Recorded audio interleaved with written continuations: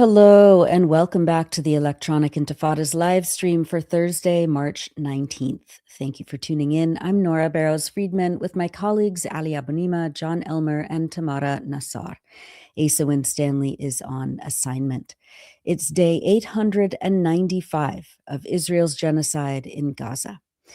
Coming up, escalation on all fronts. We are joined from Isfahan, Iran by Dr. Setareh Sadiqi, an assistant professor at the Faculty of World Studies at the University of Tehran, to talk about the war as it spreads across the region and impacts the global economy, and as Washington and Tel Aviv escalate their attacks on Iran's population and its civilian, cultural, and economic infrastructure.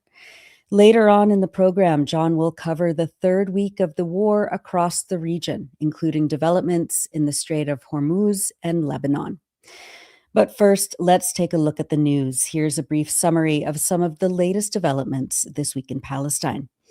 At least 12 Palestinians were killed in Israeli attacks on Gaza on Sunday, March 15th, including 2 boys, a pregnant woman, and a group of police officers.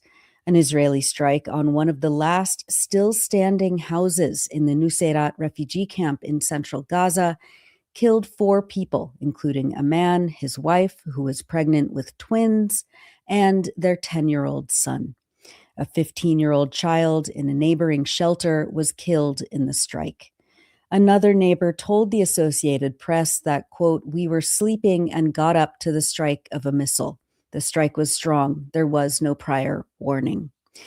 Later in the day, an Israeli missile struck a police car in the nearby town of Zuweda, killing 8 police officers. At least 14 others were wounded in the attack. Reporter Mustafa Musallam captured video in the aftermath of the strike, with crowds gathered around several bodies laying on the street next to the wreckage of the vehicle. On Tuesday, March 17th, an Israeli drone strike killed 3 Palestinians, including a 14-year-old child, Tamer Baraka, in the Mawasi area of Khan Yunis.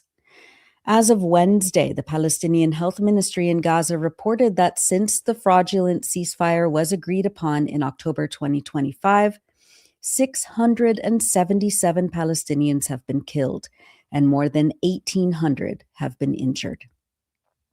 A brutal sandstorm hit the Gaza Strip this past week, battering fragile tents and makeshift shelters. Reporter Mohammed Abu Salama captured footage of people bearing against the winds and sand, which turned the air bright orange. The lack of adequate shelter and infrastructure to protect people under such conditions remains a product of a deliberate Israeli policy, as Israel has sealed shut all but one of the crossings in and out of Gaza since the attacks on Iran began 3 weeks ago on February 28th. The United Nations Humanitarian Office stated this week that the sandstorm destroyed or damaged the shelters of more than 600 families.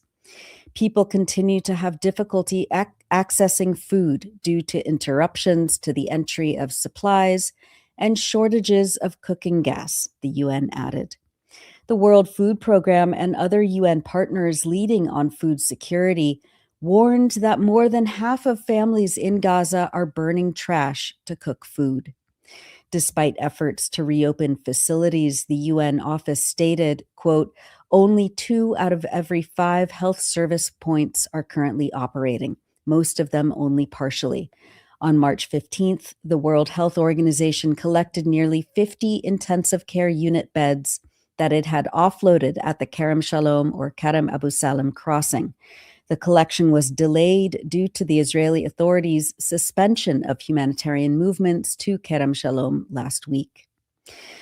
Euromed Human Rights Monitor stated that, quote, "Since the reopening of Kerem Shalom, Israeli authorities have allowed only a few dozen trucks to enter Gaza through the end of last week, still falling short by about 30 trucks per day compared to the daily average permitted before the war with Iran." Included in the violations of the so-called ceasefire agreement are ongoing refusals by Israel of the stipulated amount of fuel entering Gaza. Only 14.8% of the agreed quantity of fuel is allowed to enter, Euromed states, quote, resulting in the severe disruption of vital sectors, including hospitals, water and sanitation networks, relief services, and transportation. Moreover, Israel continues to use starvation as a weapon in its ongoing genocide against civilians in the Gaza Strip, the rights group says. Quote, this policy depletes essential means of survival and forcibly drives displacement by tightly controlling the quantity and type of food and goods allowed into the enclave, as well as restricting humanitarian and commercial supplies, worsening the humanitarian crisis and risking renewed widespread famine. Israel is exploiting the international community's focus on the war it and the United States have launched on Iran to tighten the siege on the Gaza Strip and continue using starvation in a manner that deepens the humanitarian catastrophe and reinforces the destructive impact of the ongoing genocide against civilians, Euromed asserted. On Wednesday, the Gaza government media office stated that since the October 10th ceasefire, Israel has committed at least 2,073 military violations of the agreement, documented by Gaza authorities. Such violations include 750 incidents of gunfire, 87 incidents of military vehicle incursions into residential neighborhoods and areas, 973 incidents of shelling and targeting, and 263 incidents involving the demolition of homes and various buildings. Only 40% of the humanitarian aid trucks have entered, along with the fraction of fuel trucks. Additionally, the government media office stated that Israel has failed to adhere to the withdrawal lines inside Gaza. It has refused entry to infrastructure, repair materials, and heavy machinery for the civil defense teams to clear rubble and recover bodies. It has prevented the entry of medicine and medical equipment, and it has failed to allow the entry of tents, mobile homes, and shelter materials. Reporter Mahmoud Hamda captured that video showing the current scale of destruction in Gaza. Meanwhile, buried in an article published by the Tel Aviv newspaper Haaretz disparaging the Hamas political party's assertion of governance in Gaza amid 2.5 years of Israel's genocide, it was revealed that amidst a continuing crisis of food insecurity, thousands of food parcels remain on the Israeli side of the Kerem Abu Salem or Kerem Shalom crossing and are being looted by Israelis. Haaretz reported that the parcels were left at the former Gaza Humanitarian Foundation's logistics compound at the crossing, which include dozens of tons of dry food and staples such as sugar, salt, and legumes. Turning to the occupied West Bank, Israel is conducting what the United Nations High Commissioner for Human Rights calls mass expulsions of Palestinians, with the forcible displacement of more than 36,000 people over the last year, as illegal settlement colonies expand and the political push to formally annex the West Bank is accelerating. Since the U.S.-Israeli war on Iran began, the situation has become worse, the commissioner's office stated in a report this week. Quote, Israeli security forces have continued to kill Palestinians with impunity, the UN says. Israeli security forces have launched daily raids across the West Bank, seized dozens of Palestinian homes for several hours or several days to use as interrogation centers, and detained at least 200 Palestinians, including for social media posts labeled as incitement or glorification of the enemy, the UN stated. Israeli authorities have tightened the already heavy discriminatory closures and movement restrictions across the West Bank, tearing communities apart and impeding Palestinians' access to healthcare, livelihoods, education, and basic services. Settler violence, which the report states is up 24% from the same time period last year, continues, quote, in a coordinated, strategic, and largely unchallenged manner, with Israeli authorities playing the central role in directing, participating in, or enabling this conduct. Israeli settlers are roaming free with complete impunity, often armed, forcing Palestinian family after Palestinian family off their lands. As a result, at least 9 Palestinian communities have been fully or partially displaced since February 28th, mostly in the northern Jordan Valley, the UN added. Settlers attacked several Palestinian villages this week, including in 𝐓𝐡𝐞 on March 13th, where settlers handcuffed and beat 14 residents, according to the group Breaking the Silence. This attack came a day after settlers invaded the village at night and forced residents and international protective presence activists into a tent, where they were tied up and abused for about an hour. According to photojournalist Oren Ziv, writing in 972 magazine, quote, around 10 adults and 7 children were held inside the tent, according to witnesses. The attackers beat them with clubs, poured cold water on them, threatened them, and sexually assaulted one of the residents. 4 Palestinians and 2 international activists were later taken to a hospital in the nearby city of Tubas. According to 4 witnesses who spoke to 972, all of whom asked to remain anonymous for fear of reprisal, the attack began late at night and involved dozens of settlers. One witness, who was about 40 years old, said a large group arrived at the first house in the village around 1 a.m. I tried to run away, but they caught me, beat me, cut my hand with a knife, and tied my hands and feet with plastic zip ties, he told 972, showing the marks left on his arms and legs. They were all masked except for one. We recognized him. The attackers, armed with clubs and knives, forced the residents into a tent in the center of the community. They gathered us in one room, men, women, and small children, the witness said. No one was left outside. They threw us onto the concrete floor on top of one another. They tied the women too and kept beating us. According to the witness, some of the attackers spoke Arabic. They said, today we'll take your sheep, but next time we come, we'll burn the houses, kill the children, and rape the women. That's from Oren Ziv's report in 972 magazine. In a televised interview for CNN on Wednesday, 29-year-old Qusay Abu al-Kabash said the settlers bound him by his hands and legs and stripped him. Quote, they cut my belt off with a knife, as well as my boxers. They zip-tied my penis, tightened it, and then dragged me all around the village. It was very, very painful. I thought they were going to kill me, he said. I'm worried they'll come back, that they'll kill us in the middle of the night or burn our village like they said they would, he added. Also on March 13th, a pogrom was enacted against Palestinians in the village of Qusra. Masked settlers roamed between houses with weapons for hours before they attacked a home, smashed windows, and shot dead a man, Amir Mutassim, and wounded 3 others, according to Matan Golan, a photojournalist with the Tel Aviv newspaper Haaretz. On March 14th, Israeli soldiers killed a couple and their 2 sons while they were driving in their car in the village of Tamun in the north.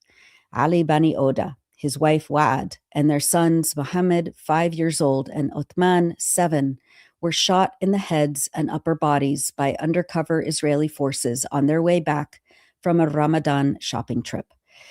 Ali and Waad's 2 other children, 11-year-old Khalid and 8-year-old Mustafa, were wounded with shrapnel from the shootings while trying to protect their youngest brother, according to Mondowice's Qassam Muadi.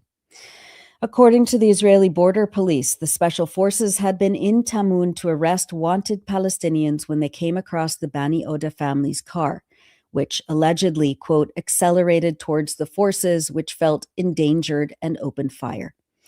The raiding Israeli force had entered the town earlier in the day undetected, Tamun's mayor Samir Bisharat told Mondowice, since the soldiers were undercover. Those are excerpts from Qassam Muadi's report in Mondowice. Detailed analysis of the attack was reported by Defense for Children International Palestine, which said that Israelis continued to shoot the car for about 3 minutes, quote, after which the family's 2 older sons, 11-year-old Khalid and 8-year-old Mustafa, got out of the car and cried out for help. Israeli forces arrived on scene shortly after, physically assaulting the two boys and preventing paramedics from reaching the wounded family members still inside the car. After about 30 minutes, Israeli forces finally permitted paramedics to reach the family, and all 6 of them were transported to the Turkish governmental hospital in Tubas. Othman and Mohammed, along with their parents, were pronounced dead on arrival. Othman was shot in the face and also sustained shrapnel injuries to the head, neck, shoulders, and chest. Mohammed suffered shrapnel injuries to the face, head, left eye, neck, chest, and shoulders, according to the medical report issued by the hospital and by Palestine Red Crescent Society medical teams. Speaking to reporters, Khalid, the 11-year-old, said he had heard his mother crying and his father praying before they died. After the gunfire stopped, Israeli border police dragged him out of the wreckage, taunted him about the murders of his family, and attacked him. One of the Israelis said, "We killed dogs," he told Reuters. In a video, Khalid recounted what he said to the Israeli soldiers when he was being dragged outside by the soldiers. "Do you love your father and mother?" he said he asked an Israeli soldier, who replied, "Yes." "Then why did you kill my father and mother?" he asked. Quote, "Then he punched me in the face," Khalid says. أنا سألت الجندي أنت بتحب أبوك وأمك؟ كانت تقول لي نعم. قلت له طيب لا تقتل أبوي وأمي؟ كان ضربني بوكس على وجهي.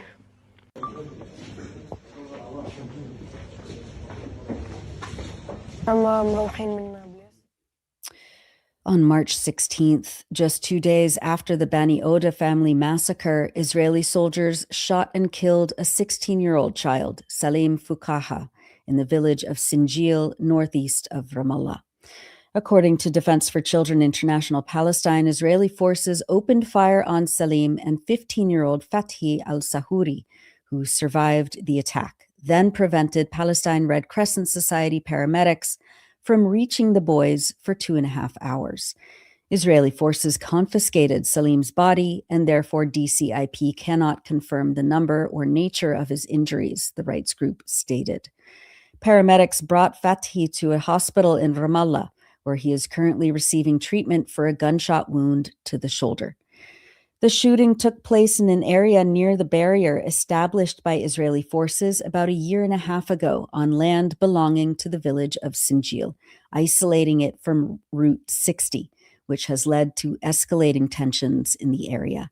This area frequently witnesses live fire by Israeli forces toward anyone suspected of being present nearby, without distinction, making it a dangerous zone that constantly threatens civilians' lives. Israeli forces have killed 7 Palestinian children in the occupied West Bank in 2026, according to documentation collected by Defense for Children International Palestine. We've published many features in the last week, but we wanted to highlight Everything Feels Blurry by Noor Khalil Khattab, writing from Gaza. In a tent pitched on uneven ground in Deir Balah, Layan Badouan, 9, sits on the floor with a notebook on her knees, Khattab writes. Quote, "The wind moves the tent's edges, and the sound of a surveillance drone in the sky is constant. Layan tries to write her full name.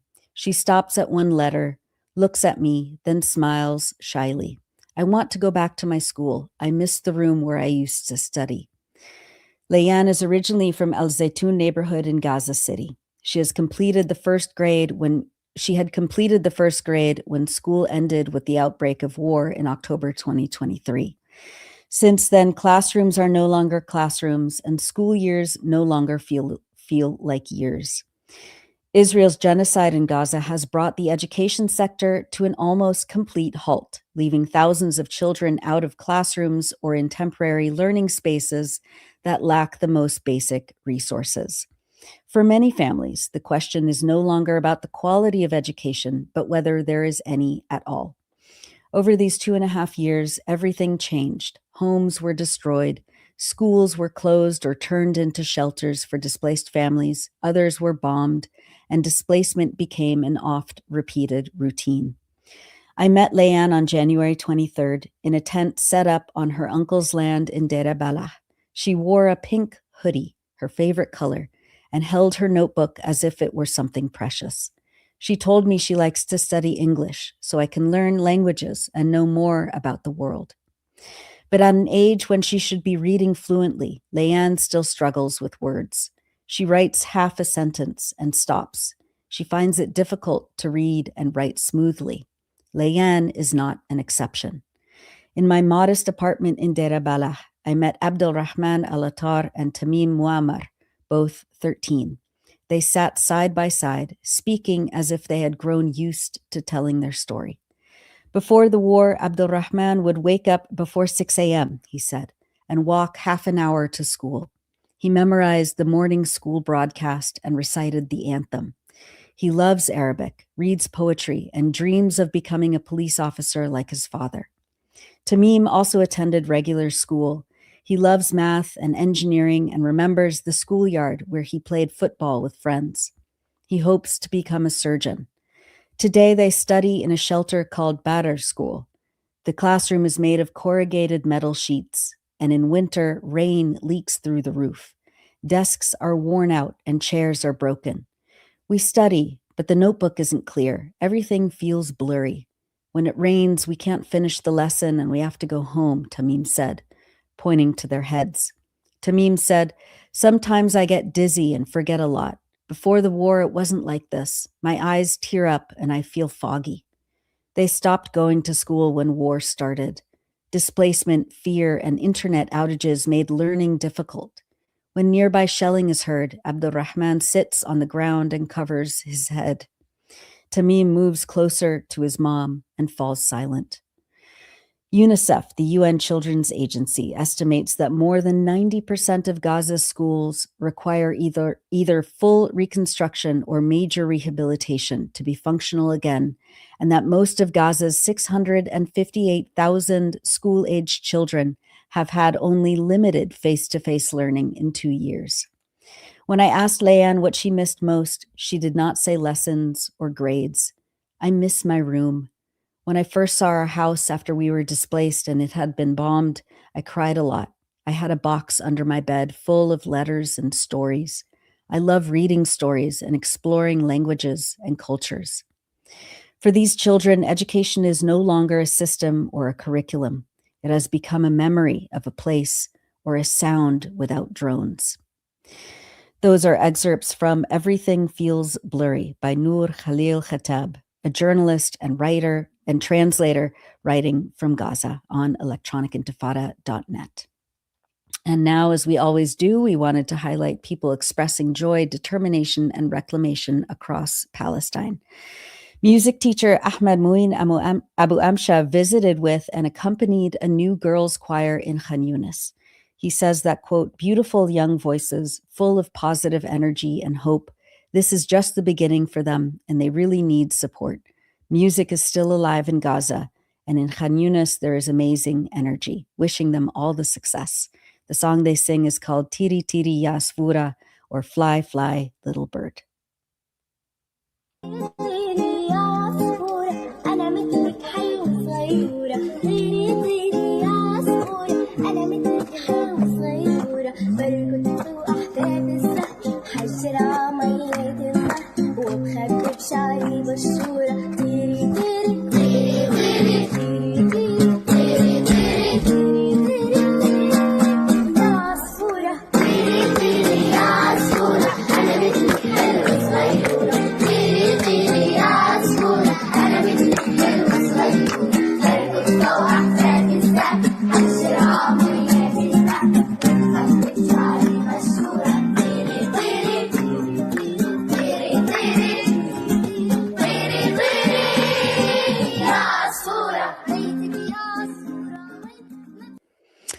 And that's it for the news roundup. As always, go to electronicintifada.net for much more, especially to read our new features by our brave writers in Gaza.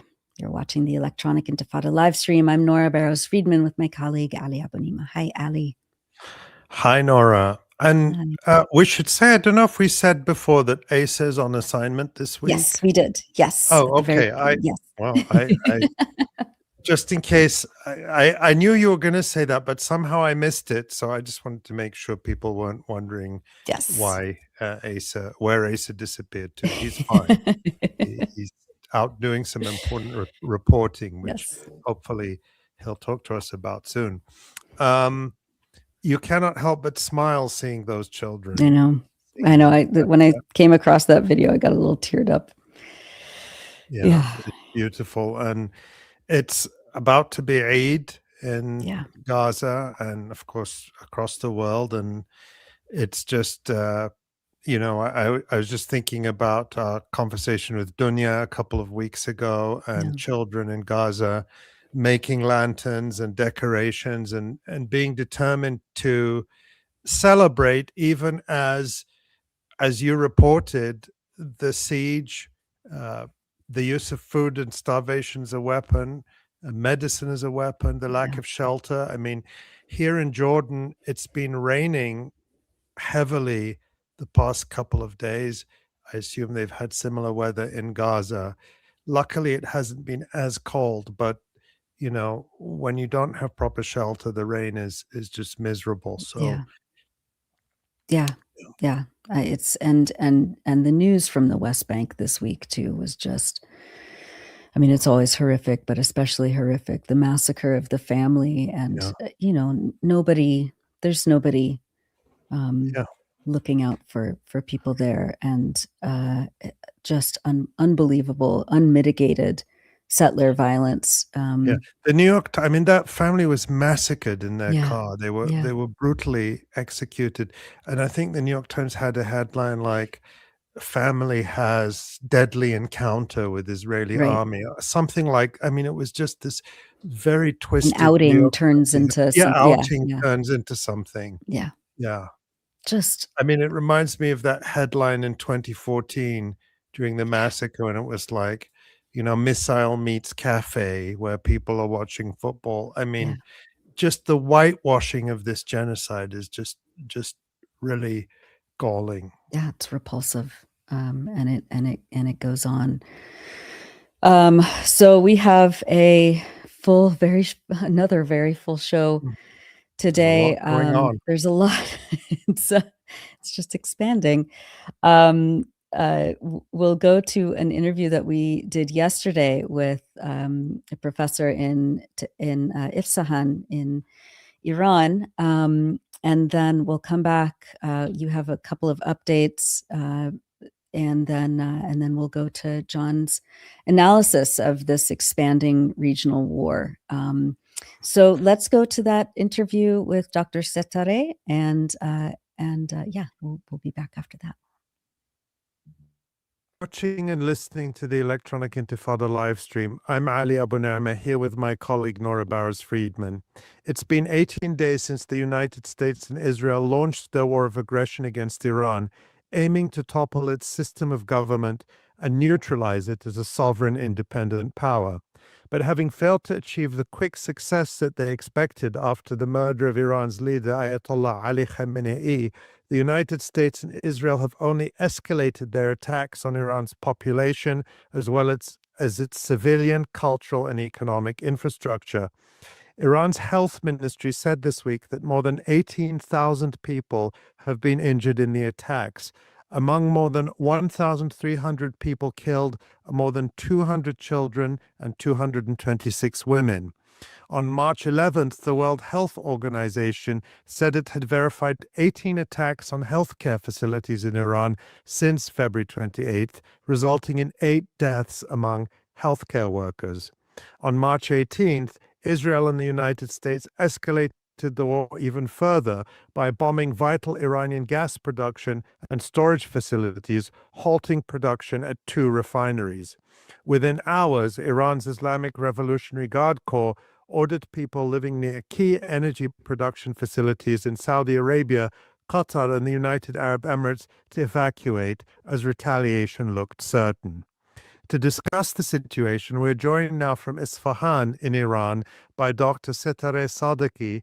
She is an assistant professor at the Faculty of World Studies at the University of Tehran. She holds a PhD in North American Studies and researches Iran-US relations, sanctions, and media narratives.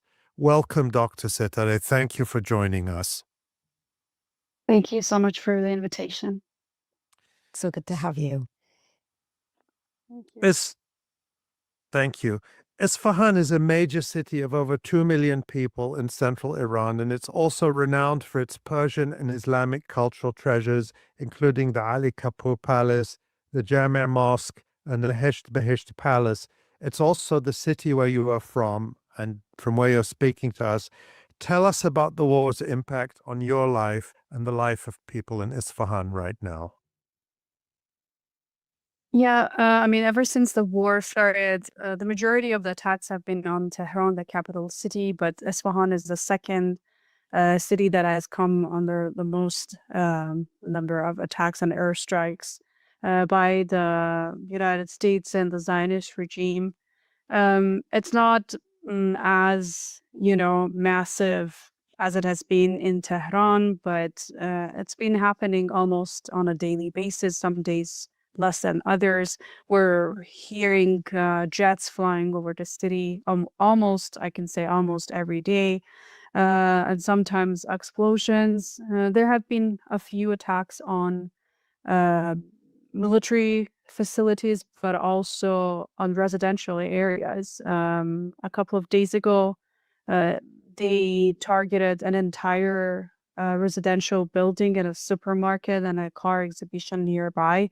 5 or 6 people were shopping at the supermarket. All of them died on the spot. Entire houses were destroyed under airstrikes. And there was an attack on the day when the new leader was announced, and people were taking to the streets to, pledge allegiance to the new leader during the daytime.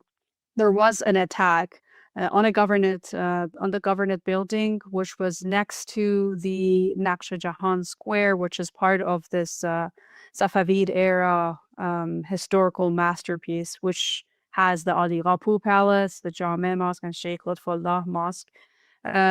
People were, rallying, and they were in the square, and the attack happened right next to the square, killing a few people in the government building and destroying parts of the historical buildings in Ashraf Hall, which is part of the government building, on 𝐤𝐤 𝐄𝐥𝐞 Palace, which is a more than 400-year-old UNESCO heritage site with very beautiful mirror works and paintings on the wall that depict the battles that the Safavid era and the previous eras had. Parts of the Ali Kapur Palace were also damaged on an attack a few days before that. Because of the shock waves, part of the tiles on the Abbasi Jami' Mosque and the same square were also damaged. And we're talking about, hundreds of years of cultural heritage that have been listed by UNESCO World Heritage Sites, and they have all come under attack by, two powers that are combined are younger than these palaces. And a lot of Iranians are seeing that as an attack on their civilization, on thousands of years old civilization and cultural heritage. But it's also been taking the lives of innocent civilians. On another attack, a family were just driving in their car, and they happened to be nearby the place that was attacked, and which happened to be actually a research center affiliated with IRC, but it was a research center, and young scientists were killed there. As I said, families have been killed just passing by or just shopping somewhere. But on the other side of the story is thousands of people taking to the streets every single night for 17, 18 nights so far, taking on the streets to show support for the Islamic Republic of Iran, but also to demand revenge. I've been attending these gatherings, and one of the main slogans every night has been that no compromise, no negotiations, will fight against America. And this is what people demand. And this is um, very clearly the message that the people have. On Al-Quds Day rally also, I was in Isfahan and I attended the rally, and the square was packed with people. It took us a long time to be able to just move out of the palace, which is the second largest palace in the entire world. It's a huge place, and it was packed with people.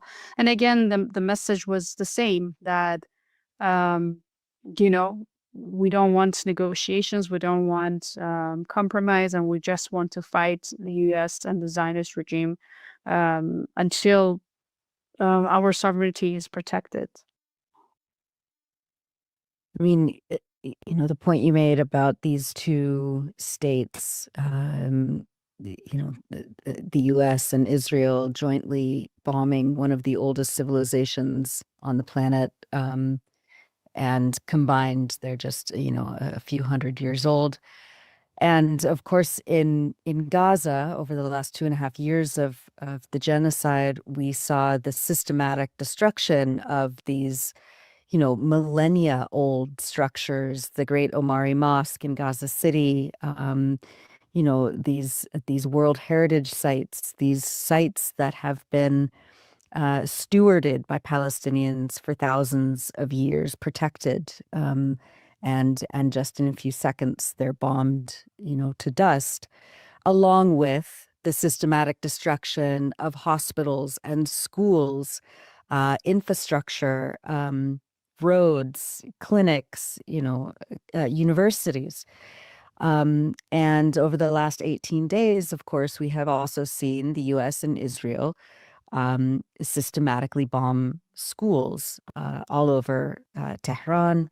Can you talk a little bit about this important connection that people in Iran have to the people of Palestine, and how it's not just symbolic or some sort of solidarity in slogans, but it's actually a real material solidarity, and a connection, really, that both Palestinians and Iranians are fighting against. Absolutely. As you mentioned, I mean, I see it, or a lot of us see it, as two settler colonial states attacking um, thousands of years old civilization that are indigenous to this part of the world, be it Palestine, Lebanon, Iraq, Syria, and Iran, and we have the same enemy. I mean, that one of the reasons that Iran has come under attack and the Islamic Republic has been targeted with sanctions, with assassinations, terrorist attacks, and all sorts of hostility, actually, is because Iran did not want to forsake Palestine, because it's not, I mean, we see the Zionist colonial project or the attack on Iran as an extension of that colonial project.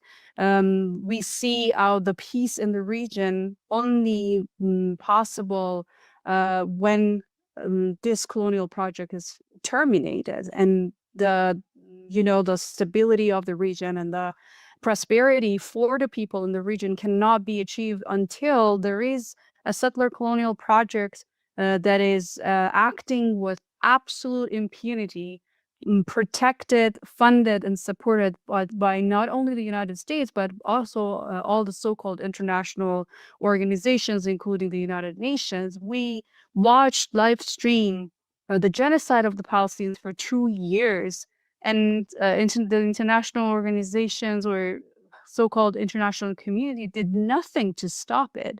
And Iranians see the Zionist regime as the same enemy. We all in the region, the Lebanese, Iranians, we have the same enemy, and we are from this region. And that's why you say, like, people are impressed by how Palestinians in Gaza, despite all the bombs that have been dropped on, as you said, hospitals, schools, houses, mosques, like trying the Zionist regime trying to obliterate anything that is, Palestinian, that is a symbol of life in Palestine, and still nobody wants to leave their land because they are from there. Unlike the Zionist settlers who have been promised a better land, and from, I don't know, 2,000 years ago, 3,000 years ago, they were promised a piece of land, and they just came there and stole other people's lands. And now when they see Iranian missiles coming their way, they just want to flee because they're not from there.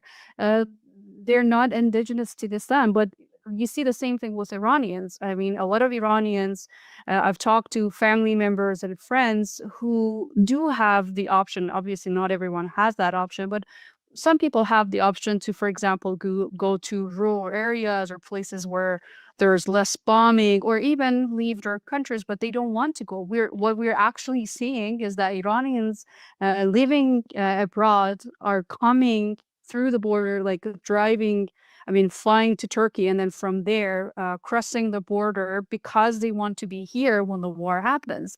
This is the difference between the indigenous people of this region and the settler colonial, residents of these occupied territories. And people probably have seen this beautiful interview with an Iranian mother who was out on the streets in Tehran, holding her baby, when the interviewer asks her, but what if this war goes into, like, the cutting of water and electricity? And she's like, okay, I mean, and then you won't be able to, change your baby's diapers easily. And she's like, what's the difference between me and my baby and the Palestinian children? We're the same. We saw what they did to the Palestinians, and we know that's the nature of our enemy, but we still want to resist. We would pay any price possible in order to fight back and not let them continue bullying the indigenous people of this region. And that's exactly what I mean. It's not easy, wondering, like, every time we hear the jets flying over, like, where they're going to bomb, are my loved ones going to survive, and having to check on them. It's very difficult, but we are very willing to pay the price in order to see an end to this colonial project and the bullying and the aggression that comes from the imperialist power and the Zionist entity. So it is totally connected. It cannot be disconnected. It's the same struggle that Palestinians, Lebanese, and Iranians, and people in the region have against the Zionist regime, and we're just a continuation of the same struggle. Mm. That was an extraordinary clip of that mother and her child, and I know that it touched many people. And I'm also listening to you talk about the terror, and I think it is terrorism of bombing civilians, bombing residential areas, people shopping, and that is going on across Iran. We're probably not seeing a lot of it because of the lack of media coverage. We'll talk about that in a bit. But yesterday, Iran confirmed the death of Dr. Ali Larijani, Iran's senior national security advisor, a well-known scholar. This came after an Israeli attack on a home of a member of his family. It killed him and his son and other people in the neighborhood, as I understand. Since the murder of Ayatollah Ali Khamenei at the start of this aggression, Israel and the United States have continued to target senior Iranian officials, both military and political officials. Israeli Prime Minister Benjamin Netanyahu believes these murders will weaken the government and create a vacuum to bring about regime change. They've stated that's the goal openly. You've talked about how people have reacted, coming out into the streets, demanding revenge, showing their support. talk a bit more about that.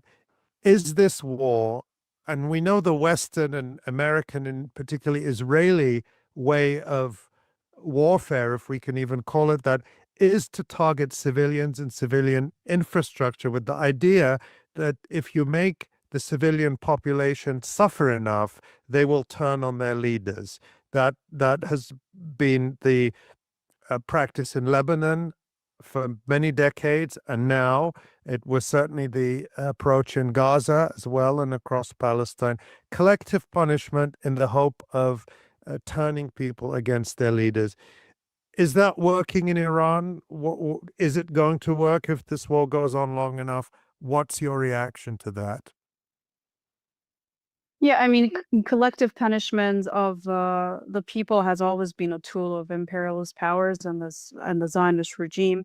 I mean, sanctions are a form of collective punishment against the Iranian people, and the United States and the Zionist regime were hoping that they would help turn the population against the establishment. And it's in some ways it did work, because especially the sanctions, because it's more difficult to pinpoint and identify the actual enemy, and it's easier to blame the government. But when it comes to taking out the leaders and the officials, especially when there is a total disregard of civilians' lives and civilian infrastructure, does the exact opposite. I mean, the top figure that they could take out in Iran was Imam Khamenei, and he was the most popular spiritual and political figure in Iran.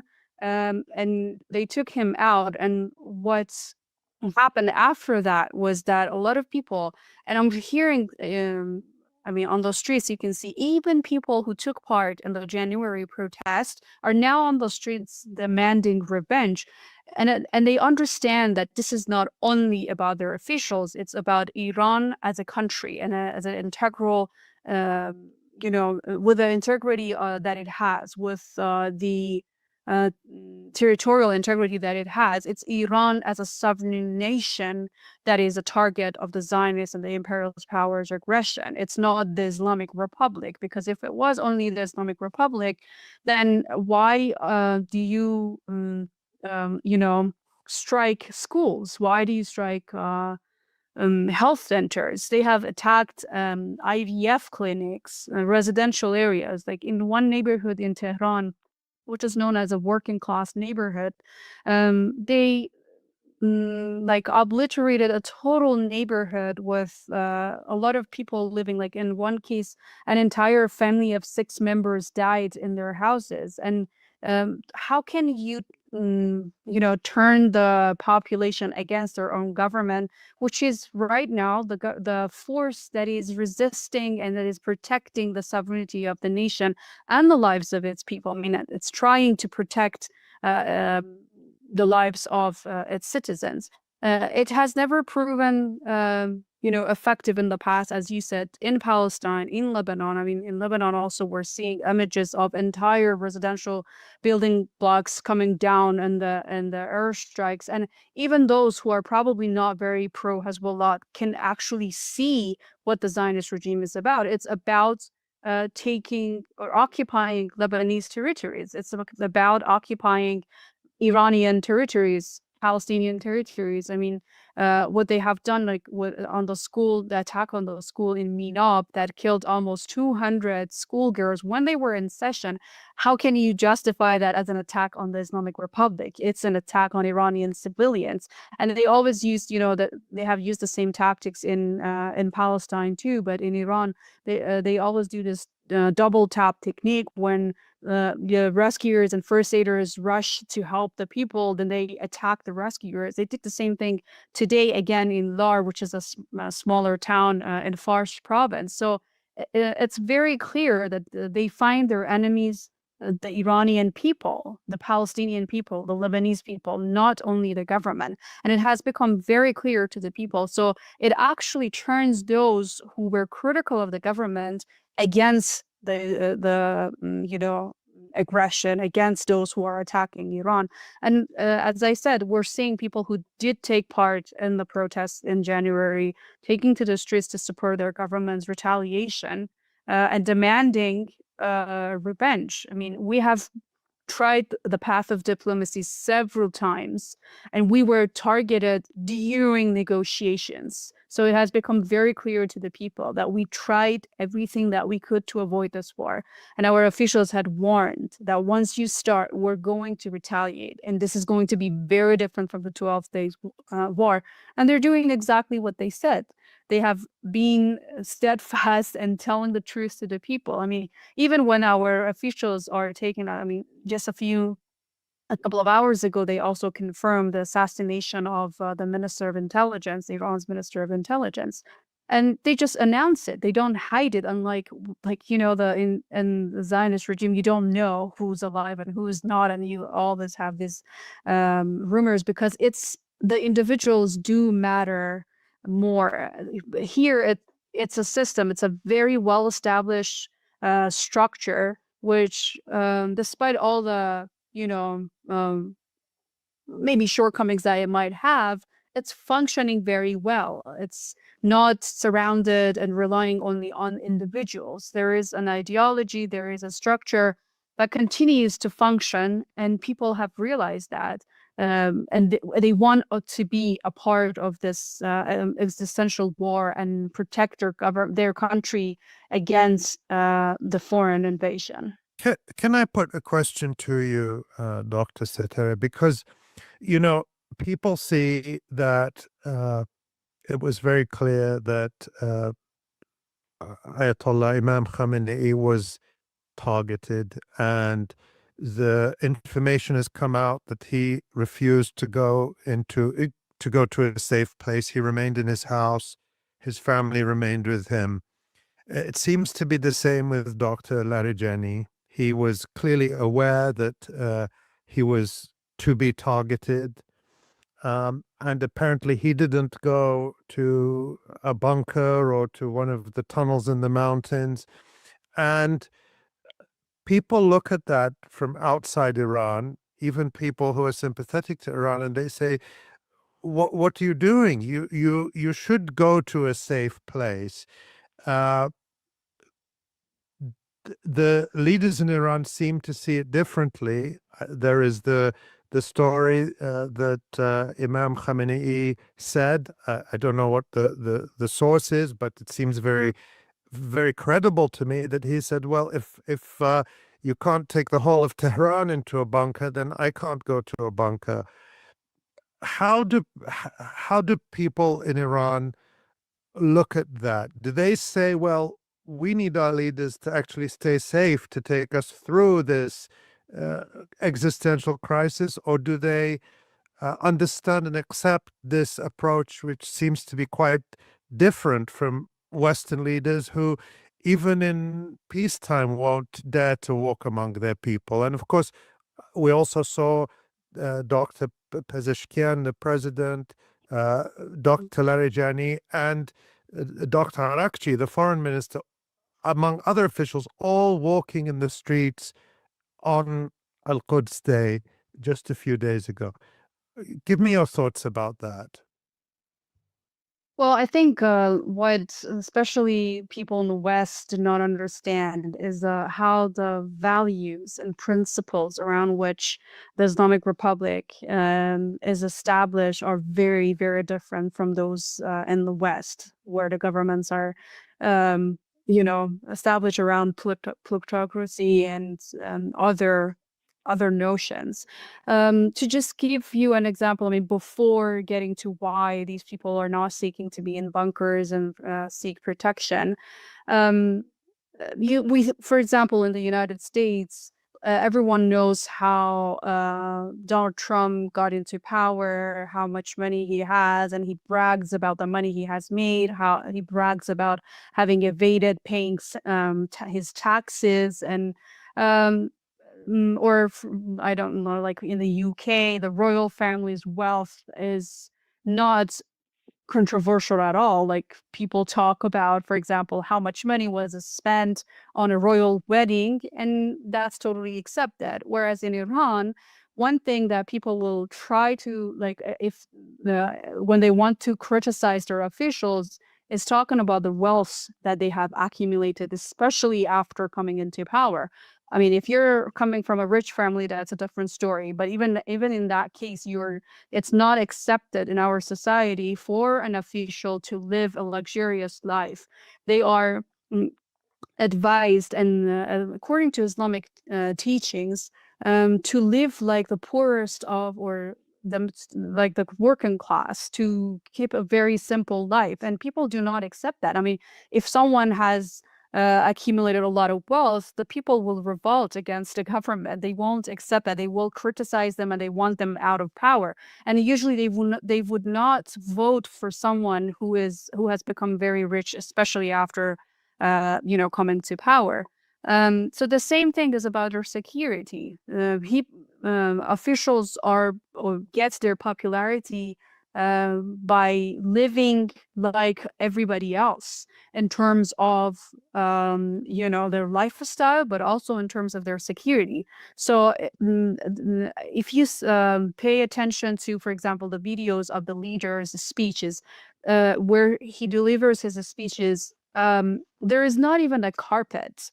It's a very, very simple rug, and you don't see any item, any like expensive or luxurious item, because he said that he wants to live like the poorest of the population, and because he wants to feel what they go through. He wants to tell them that I am like you. I'm not different. You have elected me, but it doesn't mean that I'm superior to you. I'm just taking this responsibility to protect the country. And the same with when the war happens. All of these officials were saying that we want to live like everybody else in the country, and they also believe in a higher power.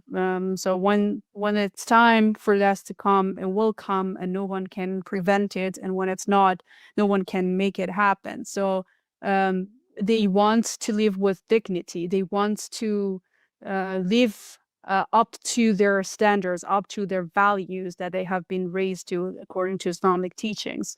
And as you said, like actually Imam Khomeini was very observant of the protocols that his security teams would say, but he would not allow that to the extent that would be very different from the rest of the country. So he said that he will continue working, going to his work, going to his office, and doing his routines. And the rumors on the Western media were that he's going to flee to Russia, is going to, I mean, previously it would be he's going to flee to Venezuela. He has this 40 floors, like, basement down somewhere. There's a bunker that he's taking shelter. And all of a sudden, when they took him out, everyone realized that he was just living like an ordinary person in Tehran. And he did not feel that he's superior, he's different to the rest of the country. And these are the values that our politicians have tried to live up to. I'm not saying everyone is living up to that, but the nation also finds criticism in politicians who do not do that, who feel that they are exceptional and they have to be privileged and they have to be protected, because becoming an official in the Islamic Republic means taking a responsibility, not being privileged, not having more access to wealth and protection, but just being responsible for, which is very difficult. I mean, you have to sacrifice a lot to do that. And that's how our officials lived, all of them. And they take pride in becoming martyrs. I mean, martyrdom is the highest position and status that they can achieve, because, I mean, our leader was 86 years old. He knew that, he's not going to live forever. And what's this is a more, noble and proud than becoming martyred at the hands of the worst satanic enemies you can imagine, while you are protecting your country. that's the most beautiful elevation to the hereafter that you can achieve. Dr. Setareh, as a scholar of North American studies and of U.S.-Iran relations, talk a little bit more about your analysis of why Iran is viewed with such hostility in the United States and the so-called West more generally. And what do you think the most important thing is for people in the West to know right now that they're not being told by their leaders and by Western media, which is, just the polar opposite of the kind of leadership and honesty and honor that you were just describing in Iranian society? Well, the United States hostility towards Iran started well before the Islamic Republic. In 1953, when the CIA orchestrated a coup against Dr. Mossadegh, who was our first prime minister, democratically elected. And by the way, he was not religious; he was secular, you can say, and he was not chanting "Death to America." He was not talking about Israel at all. He just wanted to nationalize Iran's oil. And he was toppled by the CIA through a military coup against his government. And that's when also the US started sanctioning Iran. They installed a dictatorship, the Pahlavi dictatorship, and the Savak worked with Mossad to torture Iranian dissidents.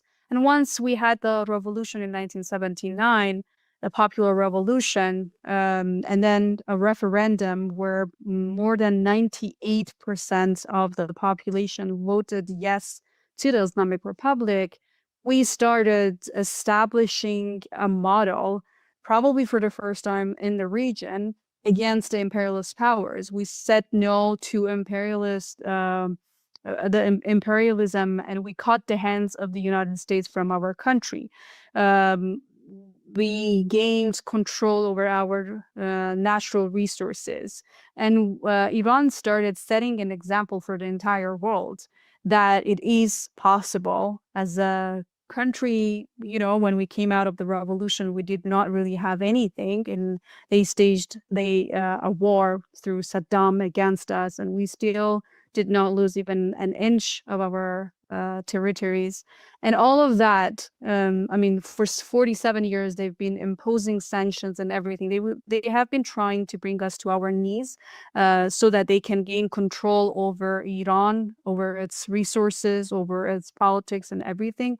And they have not been able. So because they have failed in doing so, despite all the sanctions and aggression, now what they are trying to do is forming this narrative of demonizing an entire nation and dehumanizing us in order to justify even more aggression and a war.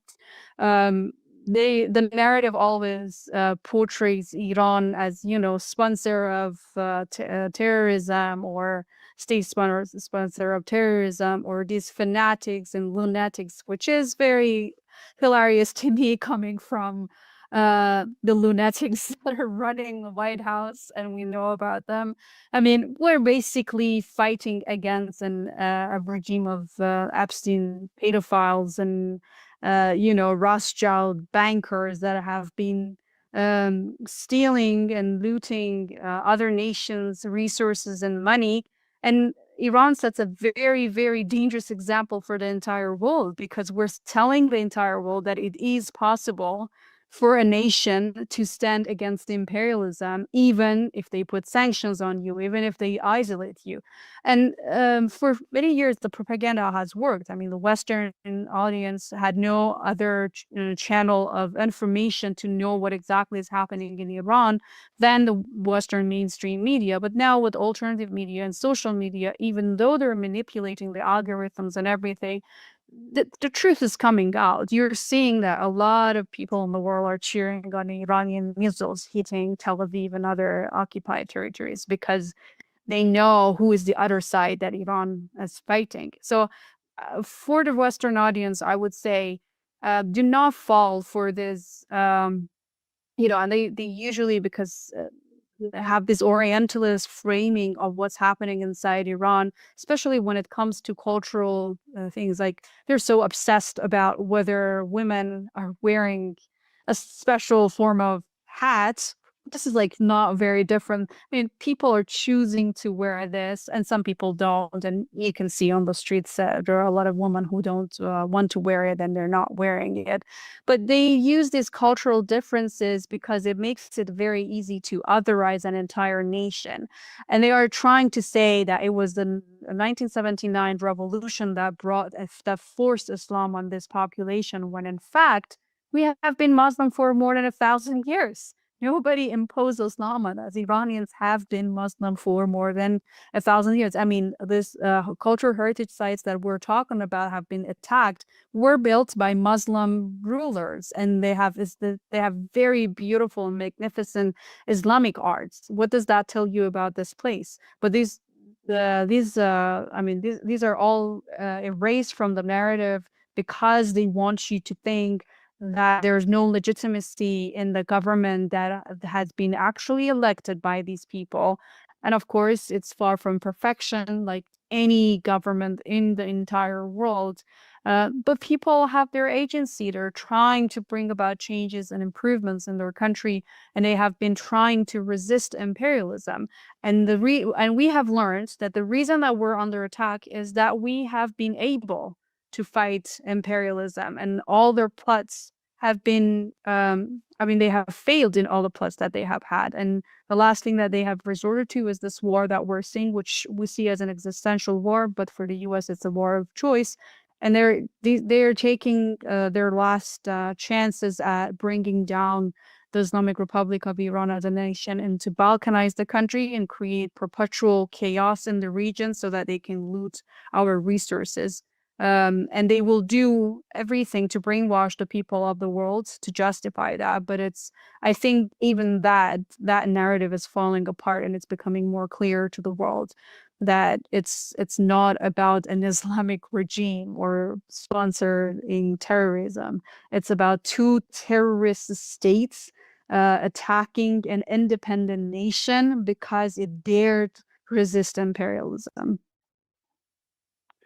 Dr. Setareh Sadiqi, I think you're right about something, which is that something has changed, and even with the manipulation of the algorithms, particularly since the start of the genocide in Gaza, so many more people in the world are waking up to what is happening and what their rulers are doing, particularly in the West. And I think that this war in Iran is multiplying and amplifying that effect. And we're so grateful to you for joining us today, for taking the time with us.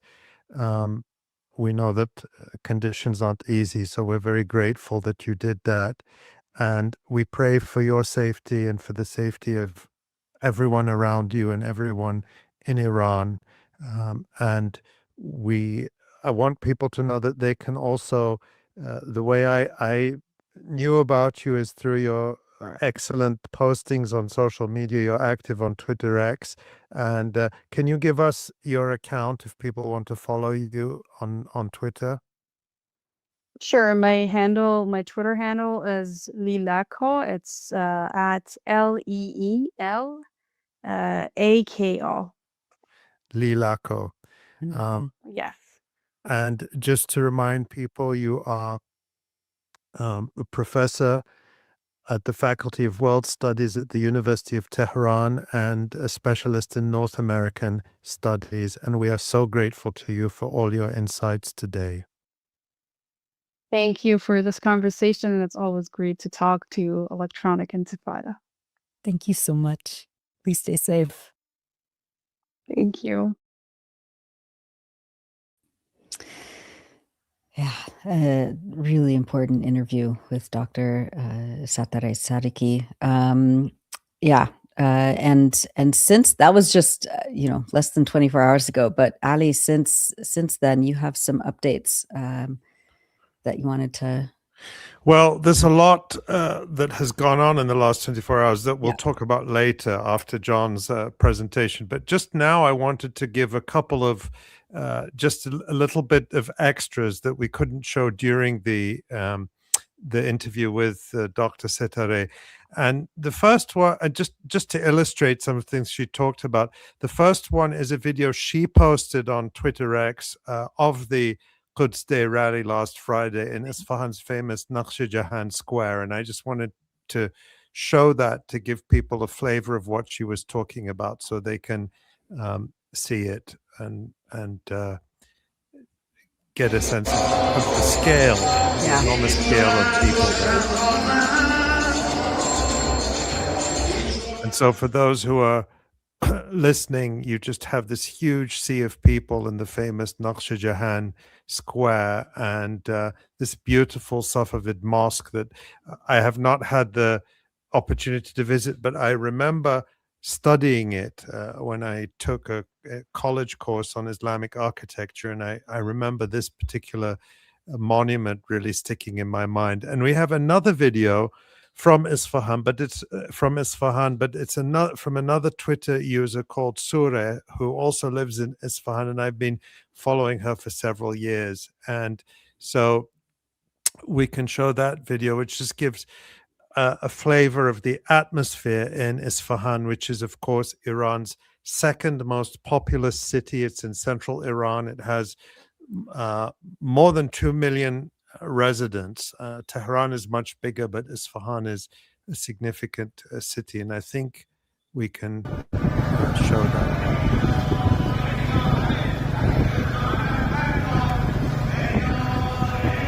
And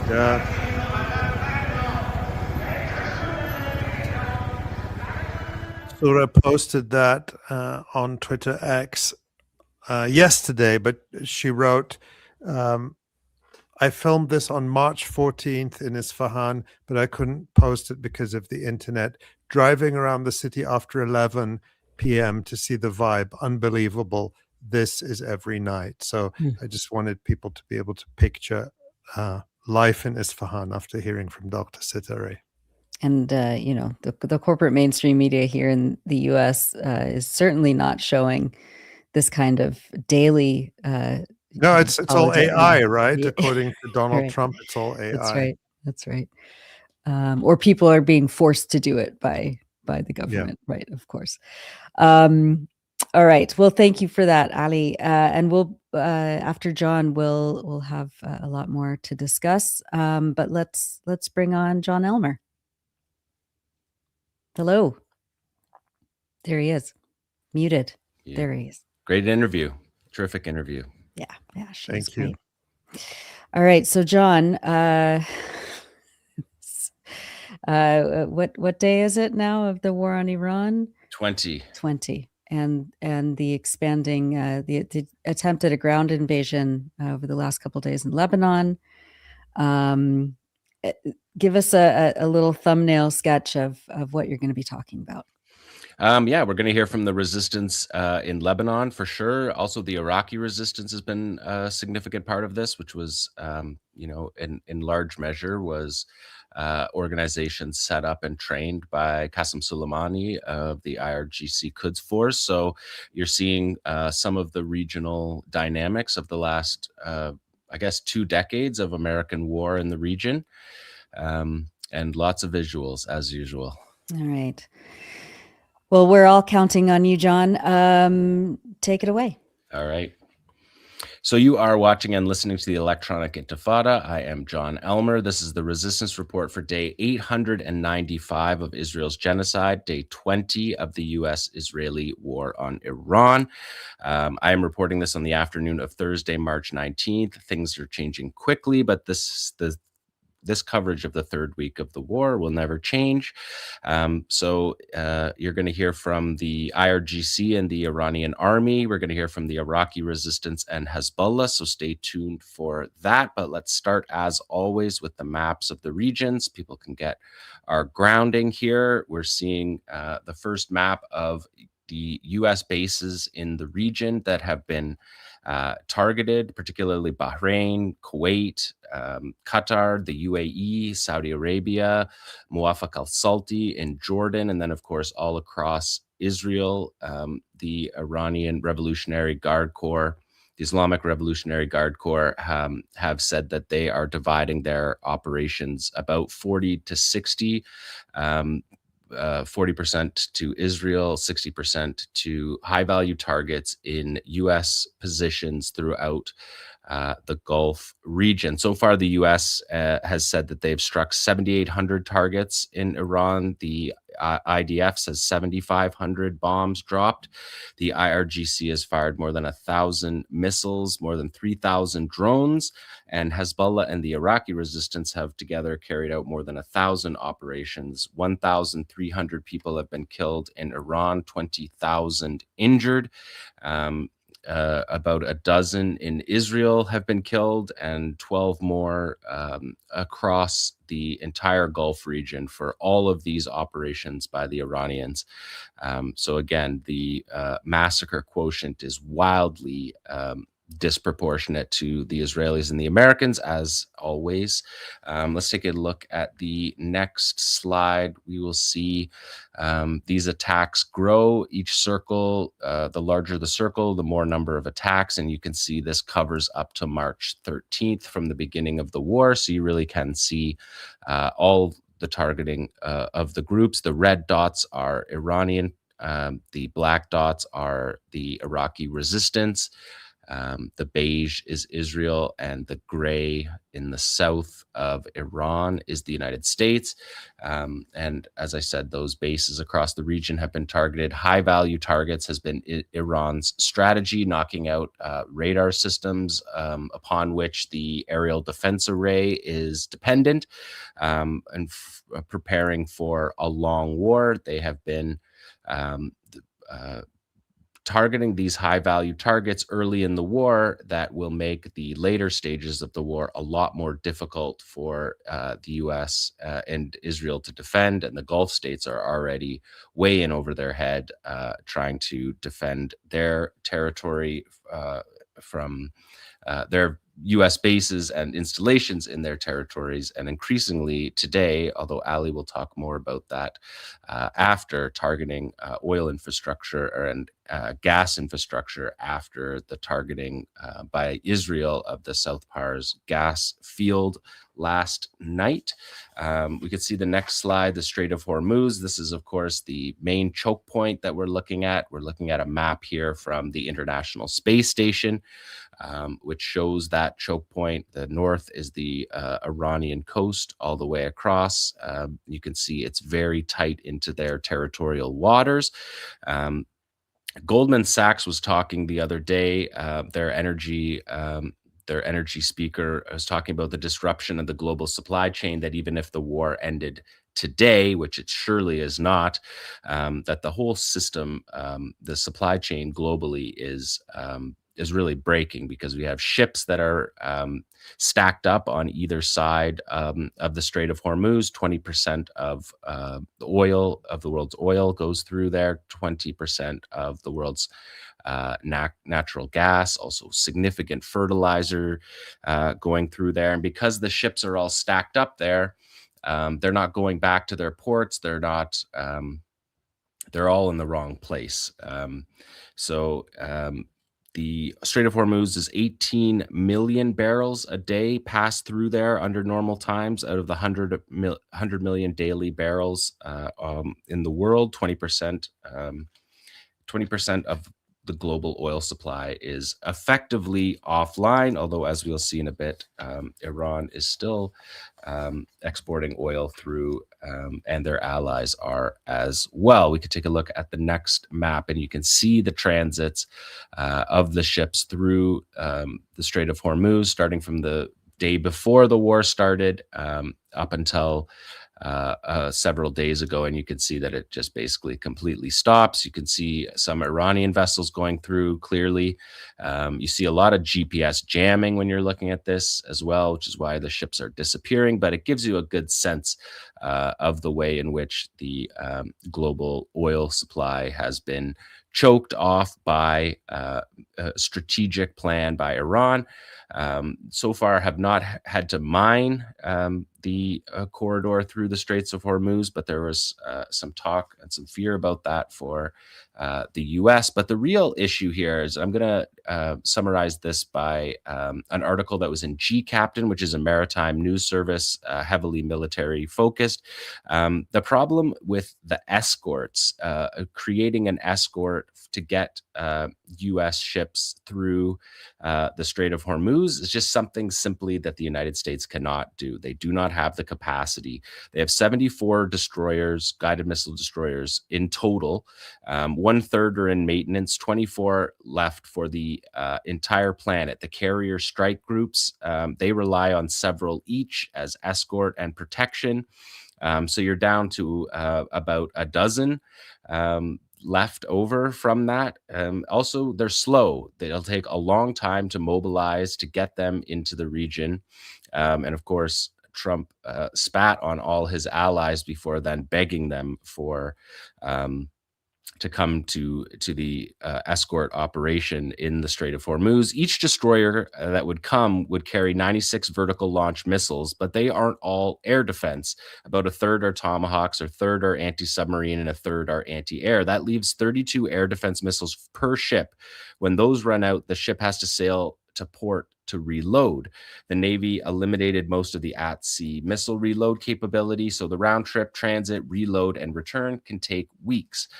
In this particular situation, they would be doing it at Diego Garcia, but in the Red Sea example from last year, it took 3 weeks to reload the guided missile destroyers of their anti-aircraft missiles. So it's just something that it's impossible to do. Let's look at the next slide. You can see the Strait of Hormuz. Again, a satellite image. Trump said that he needed minesweepers, but it was reported in the days before the war began that the U.S. pulled out several minesweepers that were already in the region.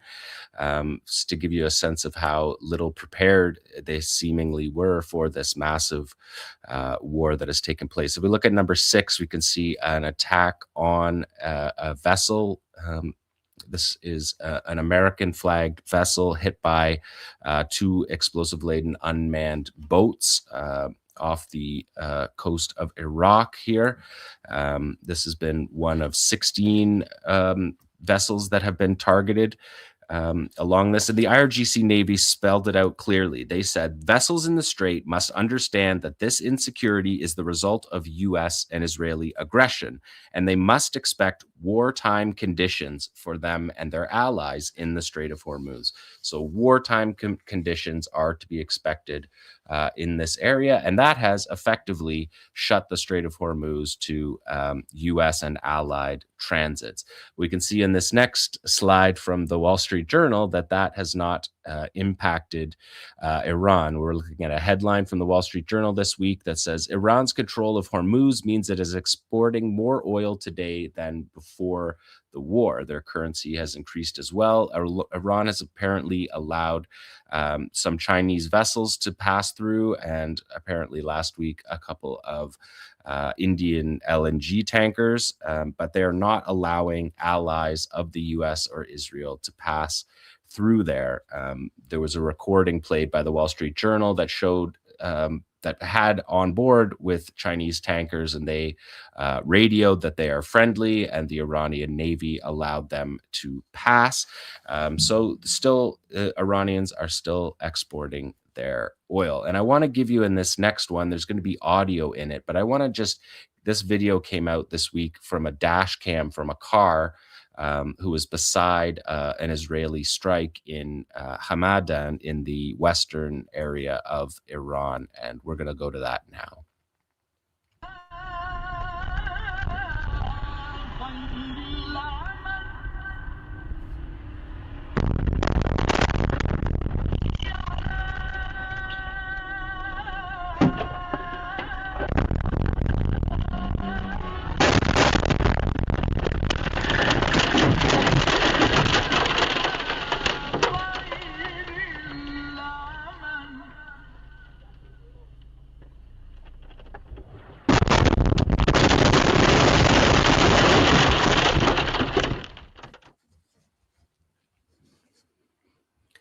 So that was an attack on a nearby position, and you can just see from inside that car, first of all, the dignity and aplomb that the driver handled that pretty tense situation with, but just to give you an idea of what it's like to drive down a street in Iran at any point over these last 20 days.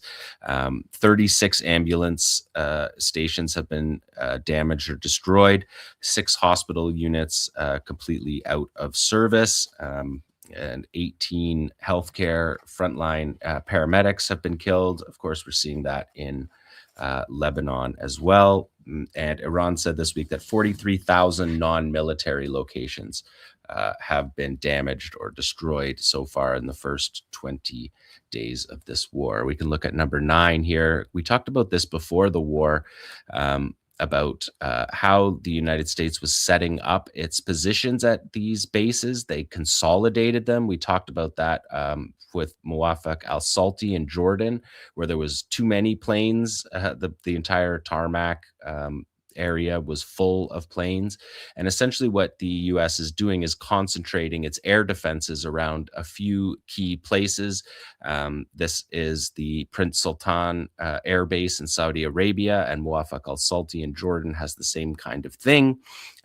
They have concentrated their air defenses. And this is satellite image from Mazar Vision from China. But I meant to read this out last week when we were looking at satellite mapping, because the satellite company Planet, where most of the Western open source intelligence mapping comes from, they put out a statement last week that said, as part of Planet's commitment to responsible data practices and the safety of personnel on the ground, we are implementing temporary adjustments to imagery across the designated area of interest across the Middle East.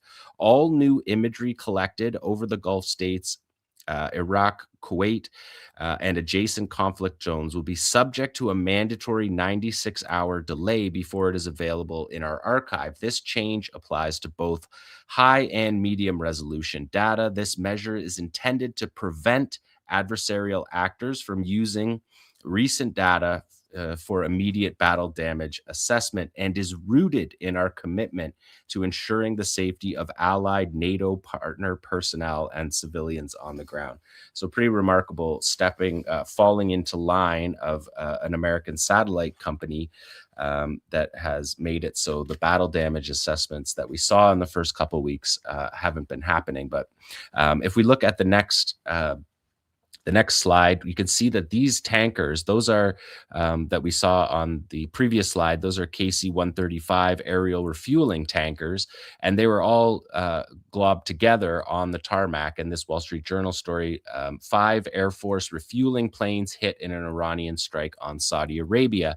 5 U.S. Air Force refueling planes were struck and damaged on the ground at Prince Sultan Air Base in Saudi Arabia, according to 2 U.S. officials. That is the risk of concentrating your assets all in one area, which we foreshadowed on the pre-war buildup show 4 weeks ago's show now.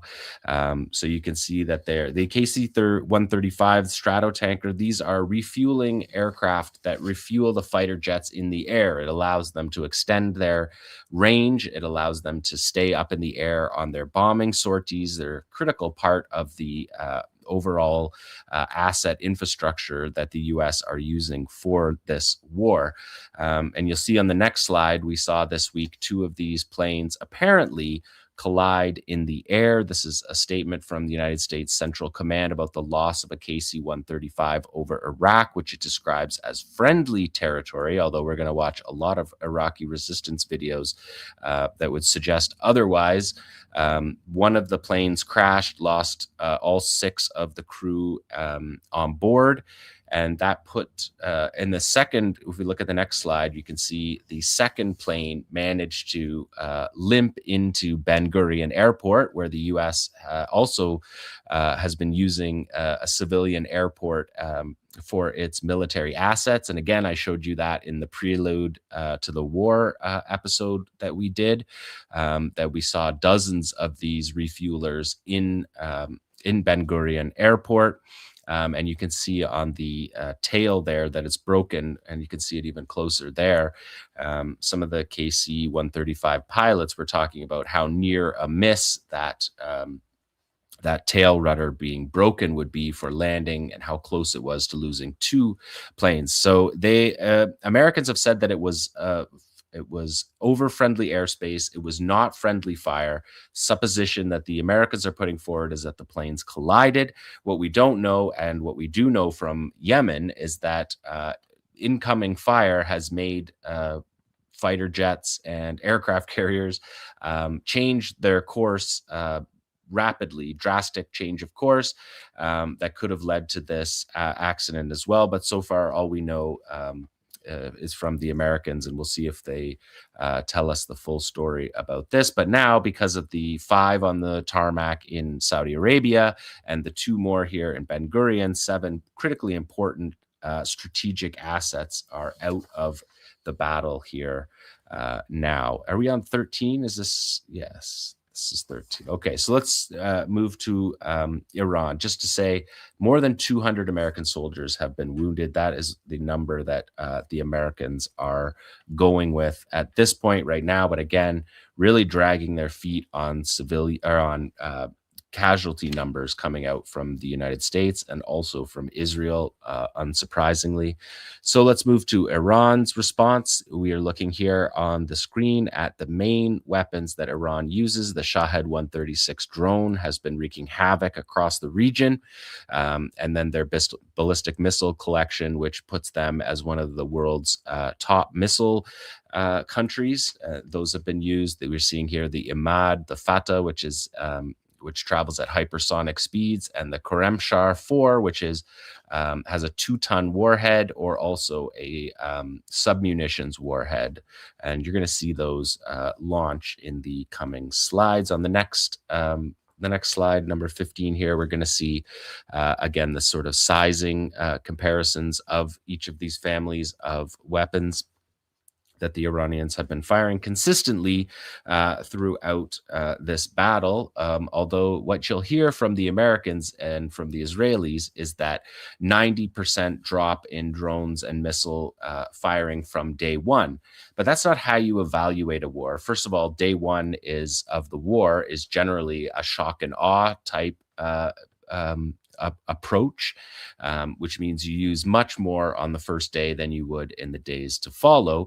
But it's also not Iran's strategy to just dump their missile stocks. They're planning for a long war, a war of attrition, a war that once it ends, they still need to be still have the ability to defend themselves. And so they have been striking high value targets, advanced radars, military industrial base of Israel, targeting US bases that have basically destroyed most of these bases. And that has been what their strategic aim has been. So the Americans prattling on about how there's 90% less missiles from the first day is mostly a statement about how many missiles there were on the first day, not a drop in the missiles. The missiles have been steady. The Israelis consistently talk about 8 and 9 missile attacks each day, sending people to the shelters up and down Israel. So just to talk about that 90% number. And then Trump says 100%, so we won't even bother with that. Let's look at the next slide, and you can see here's the launches. Each of these, this launch is the 54th wave. We're now up, I believe the 64th wave was today. But you can see the launch of the Goddard. There's the Fatah hypersonic, travels at Mach 16, has a maneuverable re-entry vehicle, makes it a survivable and accurate missile. This is the Khaybar Sheikhan family of missiles that people may remember are what the Ansar Allah movement used. They call theirs the Palestine 2, and we saw that being used to target Israel. For their part, Ansar Allah has stayed on the sidelines of this battle. They have the ability to really choke the international economy if they were to shut down the Red Sea and the Suez Canal. This is an Imad that you're seeing going up now, liquid fuel. You can see the liquid fuel launchers have more of the red flame. This is the 𝐄𝐥𝐿. This was the debut of the 𝐄𝐥𝐿 in this. This is one of the more advanced and newest of Iran's, the IRGC Aerospace Force missile production. This was released first in 2023. And after this, I'll give you a better a shot of that missile. It's a multi-stage missile, 1,000-kilogram warhead. If we see it on the next slide there, you can see the multi-stages, which allow it to a greater survivability through each of the stages, the boost stage, the mid-course flight stage, and then the terminal stage. Each stage is controlled on that multi-stage missile, which makes a problem for missile defense. So a sophisticated missile that we're seeing there. Let's look at number 18. This is the 58th wave. You're going to see the 𝐓𝐡𝐞 series here being launched. You get a good view of that one. And the 𝐓𝐡𝐞 carries a 1-ton warhead. It's also the one that they have had submunitions warhead. The 𝐓𝐡𝐞 has about 20. We've seen somewhere between a dozen and 20 submunitions released from the 𝐓𝐡𝐞 over the skies of Israel is where we really see it. Of course, these missiles are also, there's the Fatah again. You can see the difference in the solid fuel launch there. And again, so Israel saying that these are happening all throughout the day. And in the next slide, we are going to have sirens. You're going to see the 𝐓𝐡𝐞 arriving in Israel coming up. So heads up for the sirens.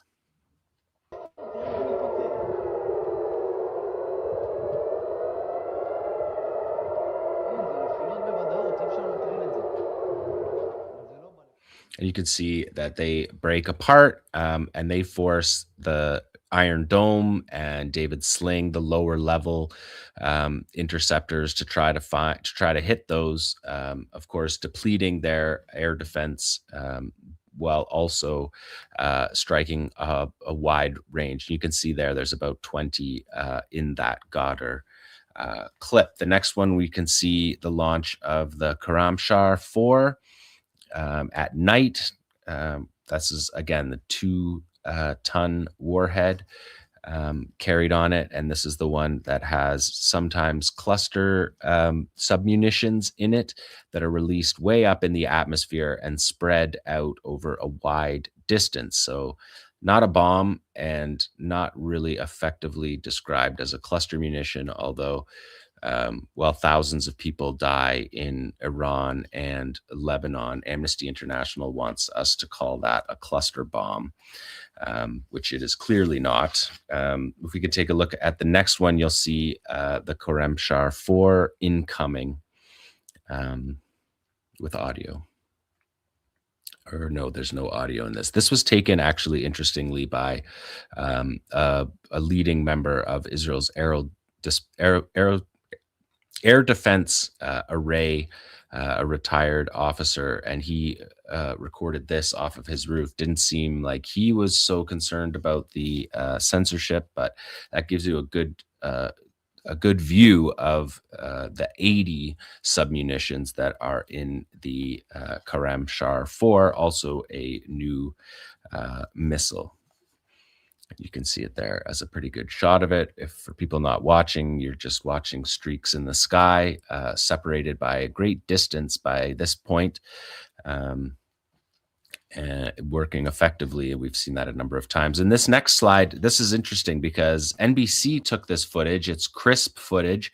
The audio is in, but this is from the first day, but they only released it.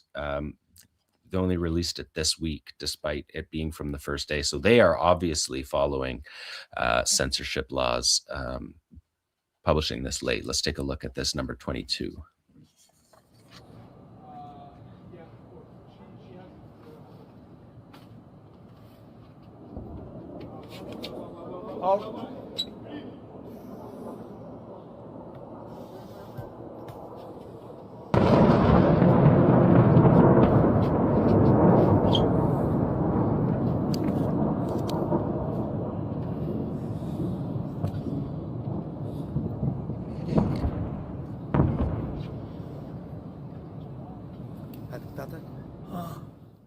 And so these are the strikes we did see on the opening day of the war, hitting Tel Aviv. We saw that in True Promise 3 hitting Tel Aviv, but we really haven't seen a lot of that in this stage of the battle. The civilian targets have not been the objective of the Iranians. They are trying to keep it seems, to keep the escalation ladder, to keep the escalation in place and not climb the escalation ladder.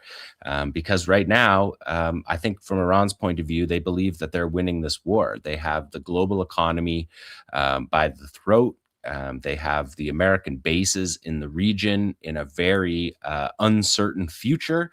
And they have been saving their missiles, especially their advanced missiles, for the period after the targeting of these radars that we have seen in every Gulf state all around. So high value targets and a battle of attrition. And I think that matches with what we're going to see in the visuals throughout this. Number 24, you can see them targeting Nevatim Air Base, which is a key, this is a strike on a road outside of Jerusalem where you can see the impact of the warhead when they're not submunitions. That's a direct strike on the road outside of Jerusalem. You can see the massive crater that we're looking at. This is a photo from Reuters. Even seeing these kind of photos are rare through the censorship, and they're always a number of days delayed. So now let's look at 24. You can see the targeting of Nevatim Air Base. You can see this from a closed circuit camera that we're seeing here. And we know from the previous True Promise operations that you can see the bases being hit, even though they're out in the desert. Nevatim is south of Beersheba in the Negev desert. And it has been a target in all three of the previous True Promise operations. We can see the next slide, as well as you can see this incoming missile strike on Nevatim Air Base. And censorship does prevent us from seeing what is happening and what is being hit on those air bases, which are regularly being targeted. You can see that in the field reports by the IRGC about those targets. Let's take a look at number 26. You can see the two here main air defense systems. The THAAD system, we know the radar was knocked out. Its key advanced early warning radar was knocked out. $500 million radar knocked out. You can see that this is from Reuters, an infographic from Reuters. The Patriot system is firing $4 million interceptors, and we saw yesterday in the UAE one of those appear to misfire and dumped its magazine of interceptors at nothing coming in, expending tens of millions of dollars. The THAAD interceptors are $15 million. And after all of these videos of Iranian launches, the CENTCOM decided to put one out on there. So let's watch them try to copy what the Iranians do here. So we're seeing the launch of THAAD interceptors here, $15 million right there being sent up in the air. A single interception. Presumably, if they had more film on this, they would be showing us more of these. There you see a night THAAD interceptor that's going to just head up into the sky. It doesn't appear to be targeting anything. So just in those 6 seconds, you watched $30 million be sent up into the sky. Number 28, Iran is still downing drones. There's a number of these videos that we could bring every single week. This is an MQ-9 Reaper that was downed over Bandar Abbas. The IRGC are apparently using their Majid air defense system for these takeouts. And the number that the Iranians claim is 120 drones between the Israelis and Americans taken out. I don't know. We haven't seen the numbers broken down specifically, but we have for sure seen dozens on air, and you've seen almost a dozen just on this show alone. Let's take a look at number 29. There's going to be audio in this as IRGC drones target U.S. bases.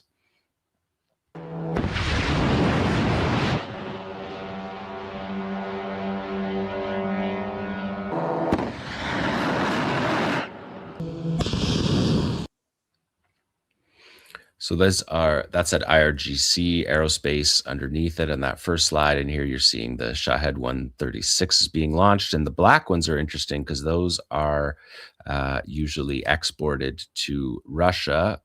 So it's unclear. It seems to be suggesting that Iran is using some of its export supplies as well. But what we haven't seen is the more advanced drones. They're still firing the 136s essentially from the old stock, and we're 20 days and 3,000 drones into this battle. And of course, the same targets here: UAE, Bahrain, Kuwait, and Muwafaq al-Salti in Jordan being targeted by these drones. Again, Iran is a world-class producer of these drones. They are cheap to produce, 25 to 50 grand at the most. And they can be launched from, particularly from anywhere, as you see they're being launched off a road there. Let's take a look at number 30, because you can get a close-up here of the quad launcher that they're using, the multiple launch drone system.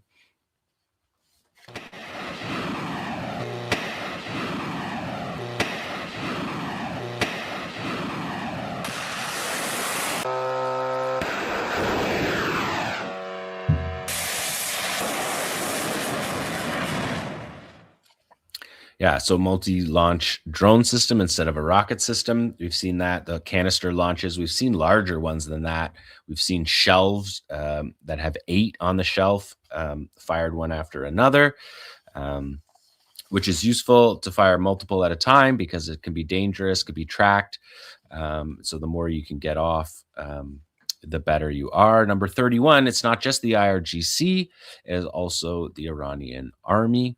These are Iranian army drones launching Artesh. This is Artesh, the Iranian army, launching Arash-2 drone swarms. The Arash has a 2,000 kilometer range. It's almost a hybrid cruise missile that can be steered by a man in the loop. It's a 150 kilogram warhead.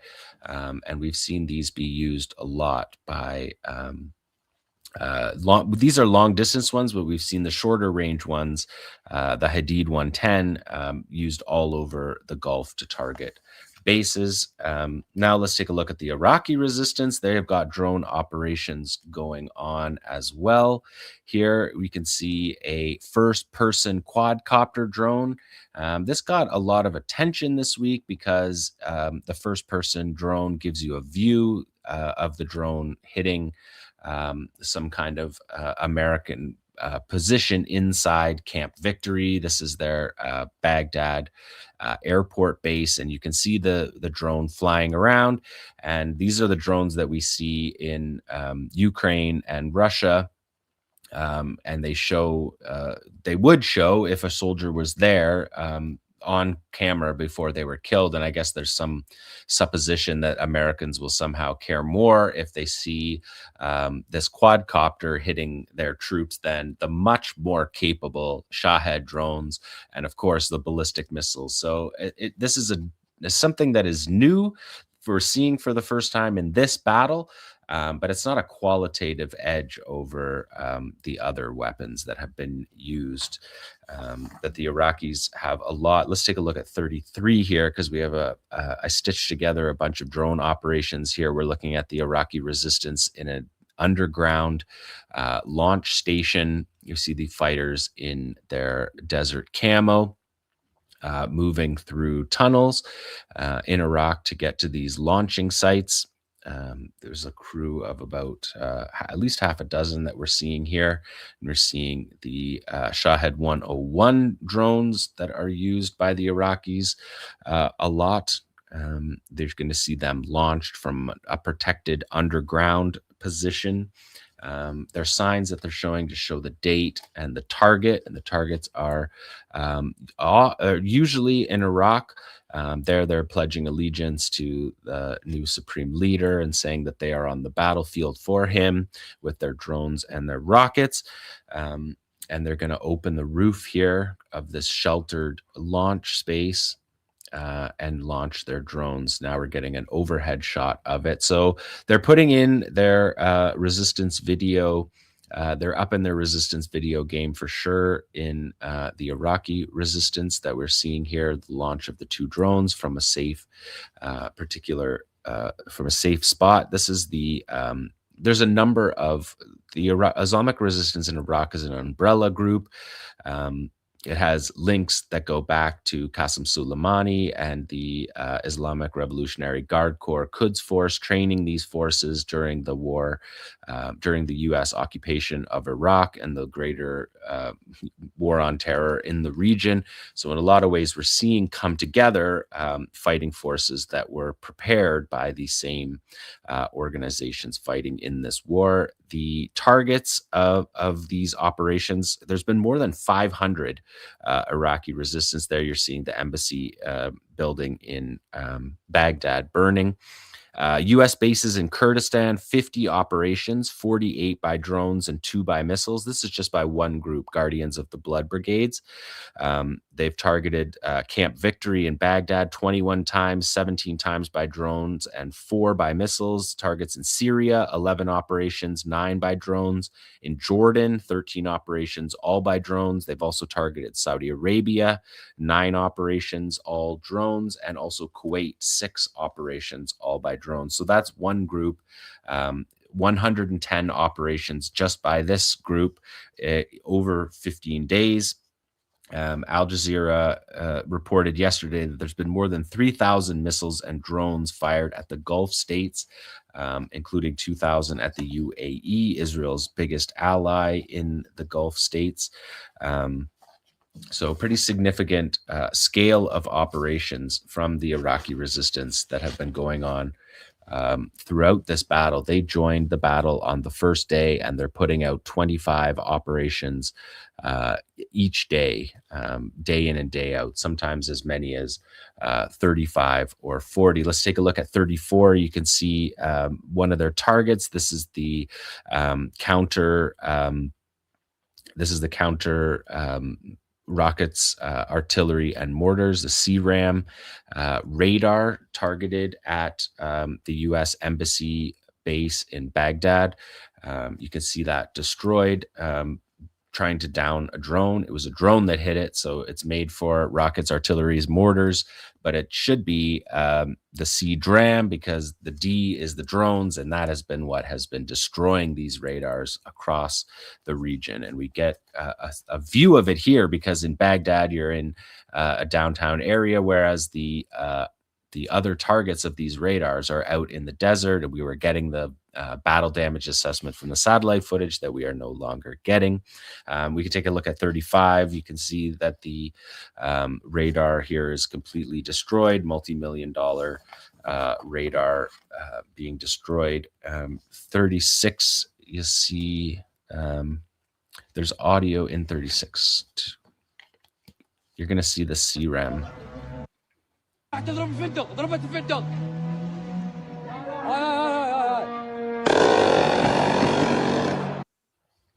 So you can see it there, just launching 20 millimeter rounds, just firing it out over the city, close in. That's the last line of defense is the CRAM. The radar being destroyed on it surely makes it slower. But you can see also just the way that they're doing this, firing effectively 20 millimeter bullets, rapid fire into the city to try to shoot down one drone.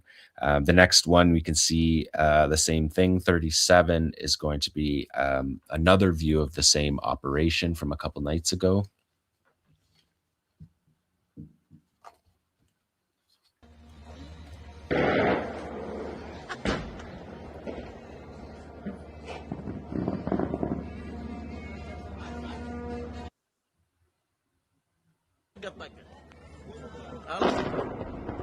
And there you hear a direct target on the base. So one was hit by the CRAM, and we saw that one crash, land, and blow up just outside of the base, and then that was a direct hit on the base. And if we look at 38 here, this is interesting. This is footage showing Bahrain being used for HIMARS launches, ballistic missile launches by the U.S. at Iran.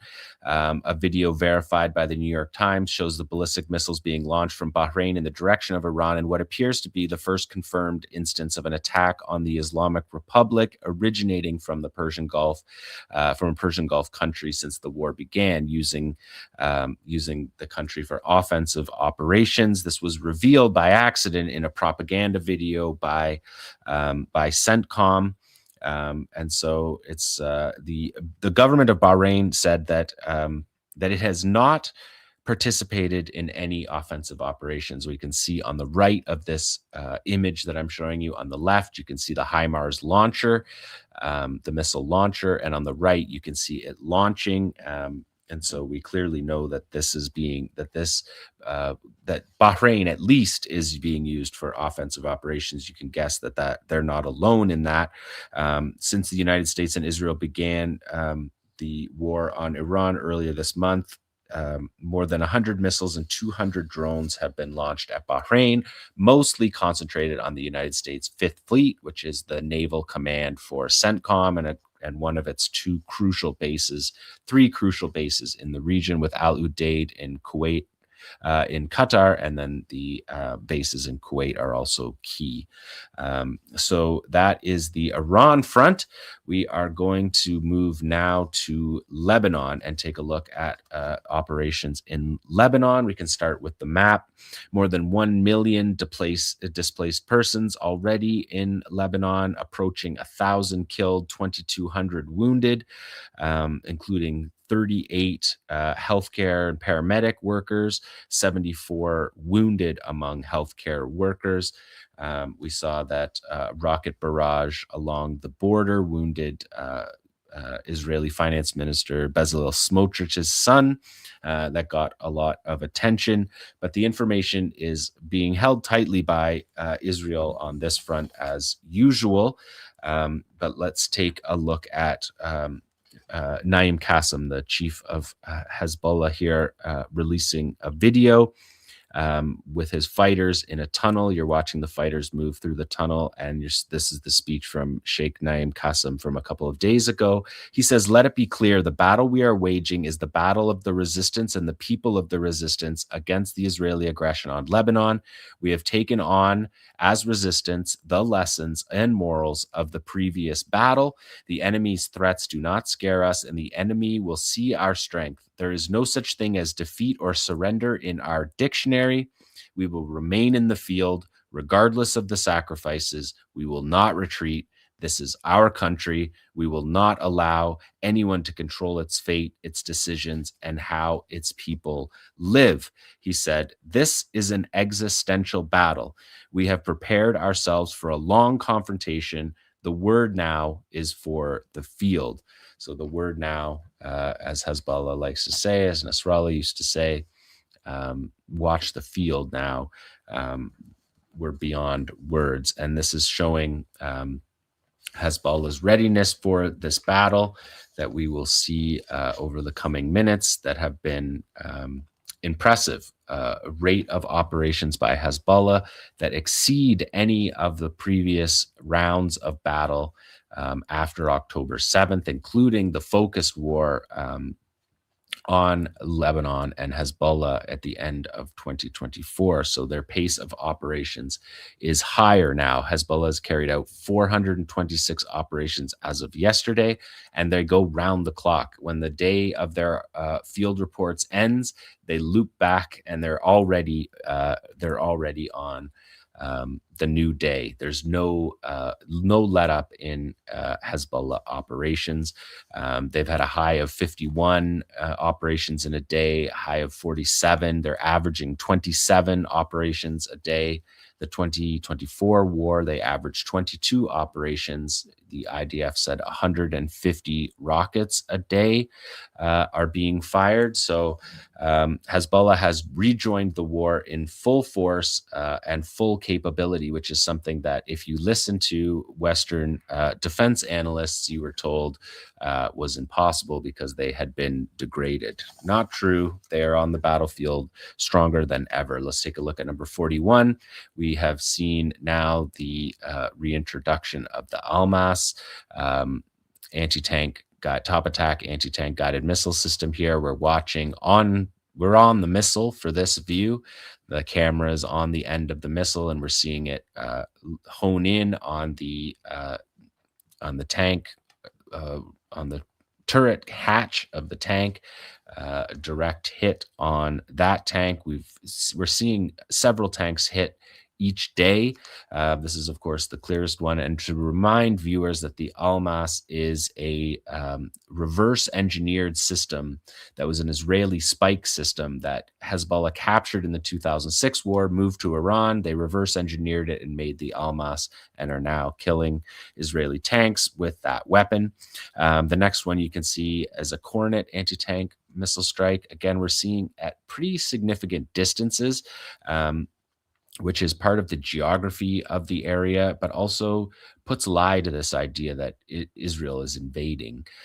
Israel is moving to forward positions that they had already established. What you saw there on screen was a massive berm with troops up on top of it. That was the Jabal Balat station. It's a forward base, and there you can see with the Kornet strike again at significant distance, but a direct hit on what appears to be a tank on the edge of that base there. That's one of 5 forward bases that Israel had set up, and Hezbollah has been hammering those 5 bases that are set up. According to the Israelis, there's been more than 1,100 strikes so far in Lebanon, and Israel believes that there's 1,000 Radwan special forces that are below the Litani River, ready for the battle. The Israelis have 3 divisions right now spread across the Lebanon border. The 36th Division is in the forward position on these bases. The 91st Galilee Division is taking the eastern sector, and on the western sector is the reserve 146th Division. So they are planning to battle what they think are 1,000 Radwan forces. Unclear how good their intelligence are on that.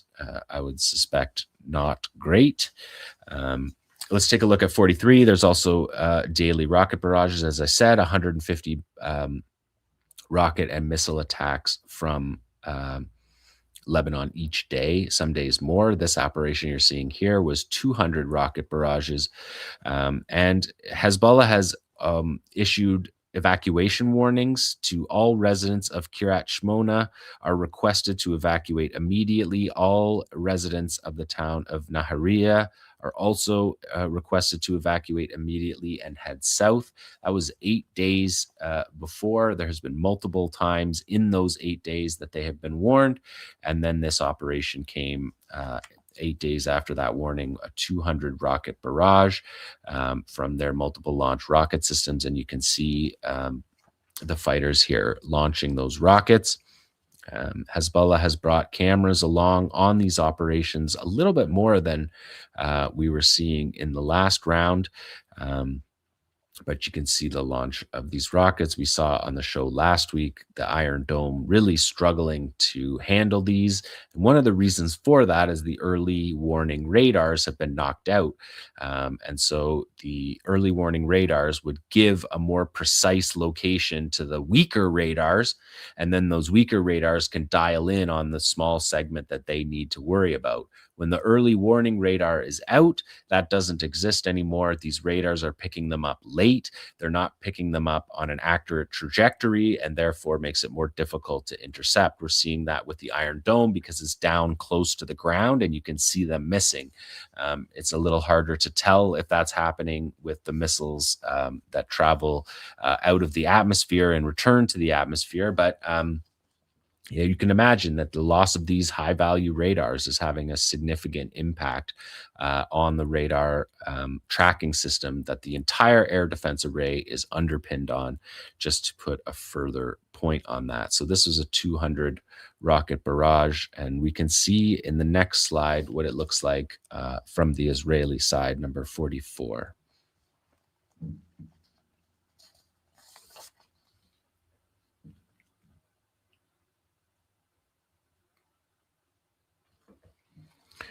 We took out the audio track out of this one because the Israelis are just so shocked at what's happening that they're making squealing noises that don't make for good radio and television. But as you can see, the Iron Dome is not intercepting these rockets that we're seeing during this barrage. Certainly not enough of them to match the false, exaggerated interception rate that the Israelis like to tell people, both to make their equipment look sophisticated, but also to so their population doesn't freak out. Number 45, let's watch 45 because this is the launch of a Fatah 110 ballistic missile. You can see Nasrallah there on the missile. It says essentially praising God for supplying this, who gave this to us. We could not have done this alone. And there you see the launcher. Blessings to you, to the master of time, the Lord of time.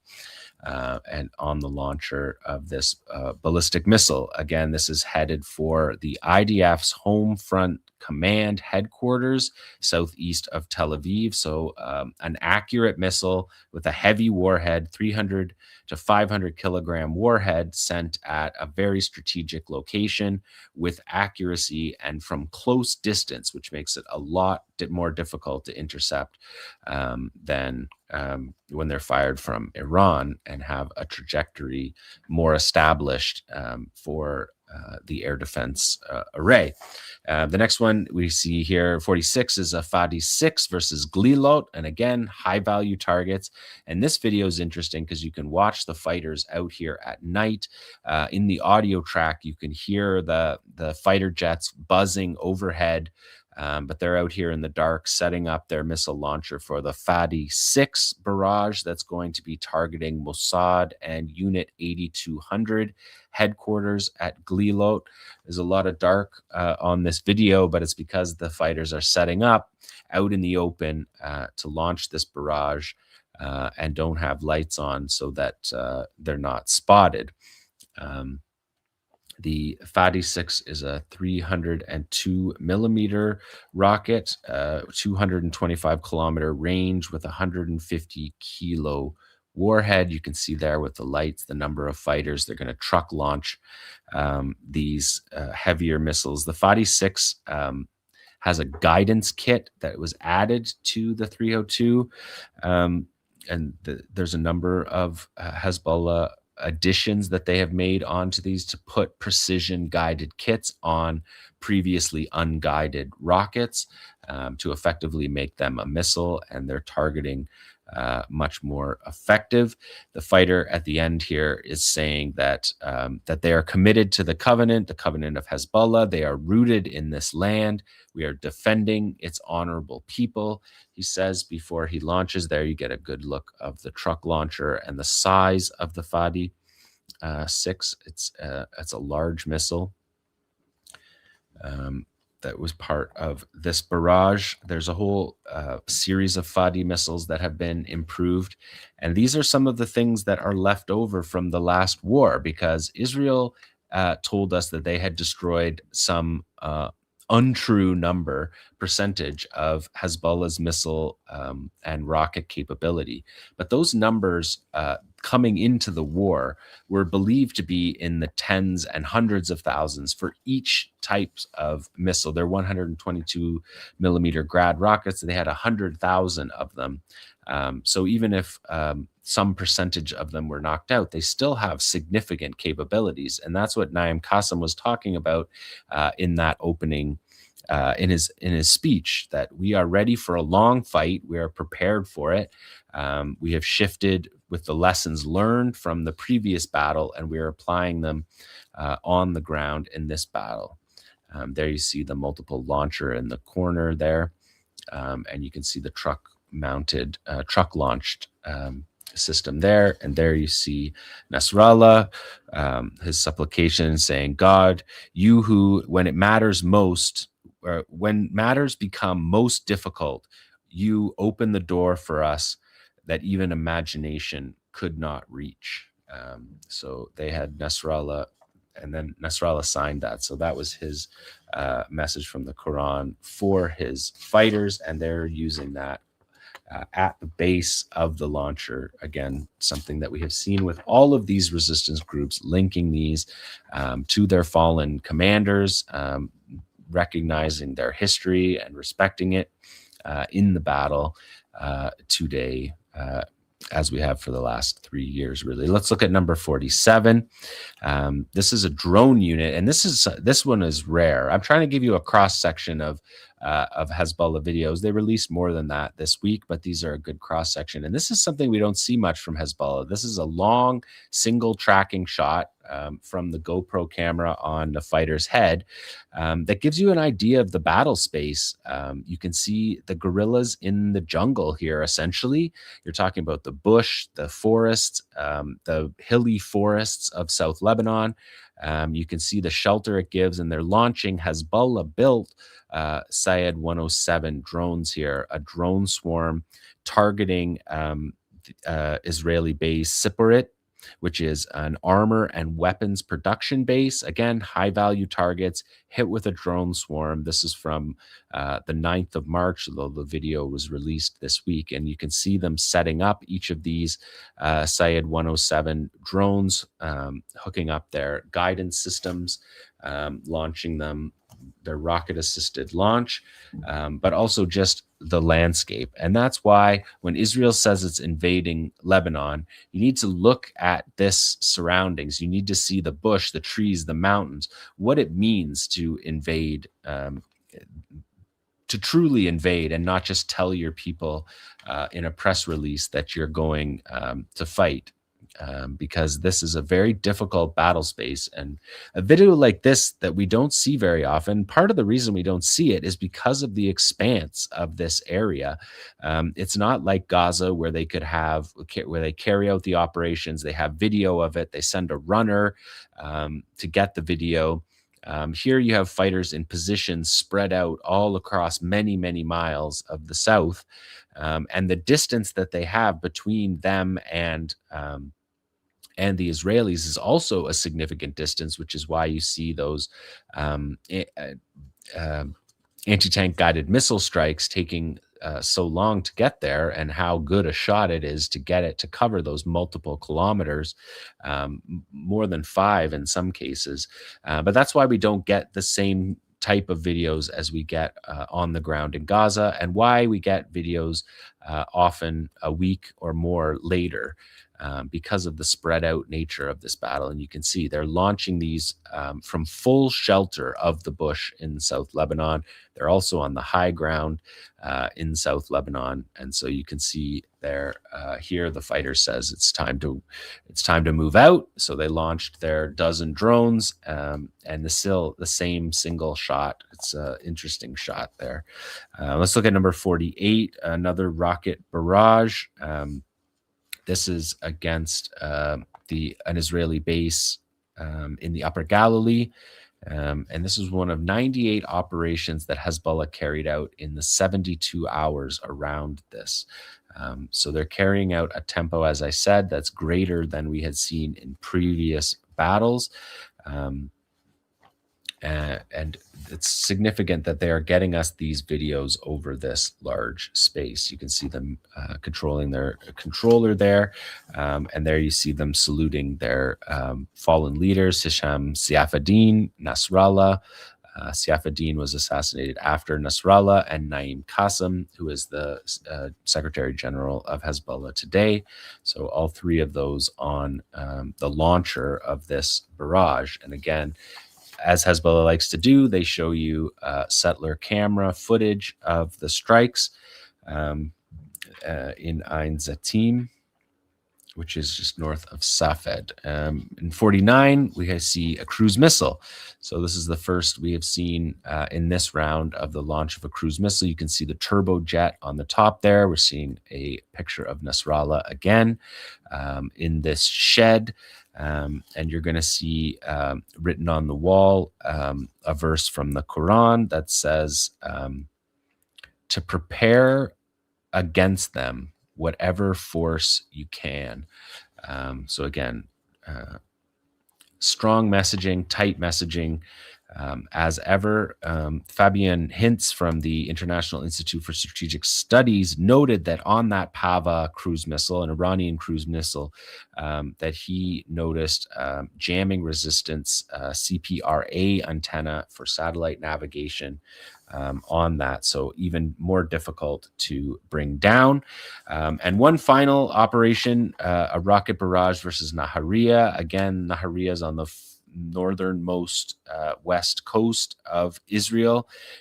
This is a swarm of Syed 107 drones built by Hezbollah and 122 millimeter Grad rockets targeting the coastal city. Again, they were given evacuation warnings as early as the 8th of March to evacuate those communities that are right along the border that Israel is using as military bases from which to strike Lebanon. And so they matched Israel's evacuation warnings with warnings of their own. Again, so this is by the time you watch this video, Hezbollah will be 500 operations deep. They're carrying out in the 30s, basically, operations every single day. And they said that this battle is existential and that they're prepared to be in the field for the entire battle as long as is necessary, which maybe isn't quite the same language that we heard during the October 7th Lebanon front. So we'll have to keep our eyes peeled on that. That is the Lebanon front. And this has been the Resistance Report for day 895 of Israel's genocide in Gaza and day 20 of the U.S.-Israeli war with Iran. Wow. Thank you, John.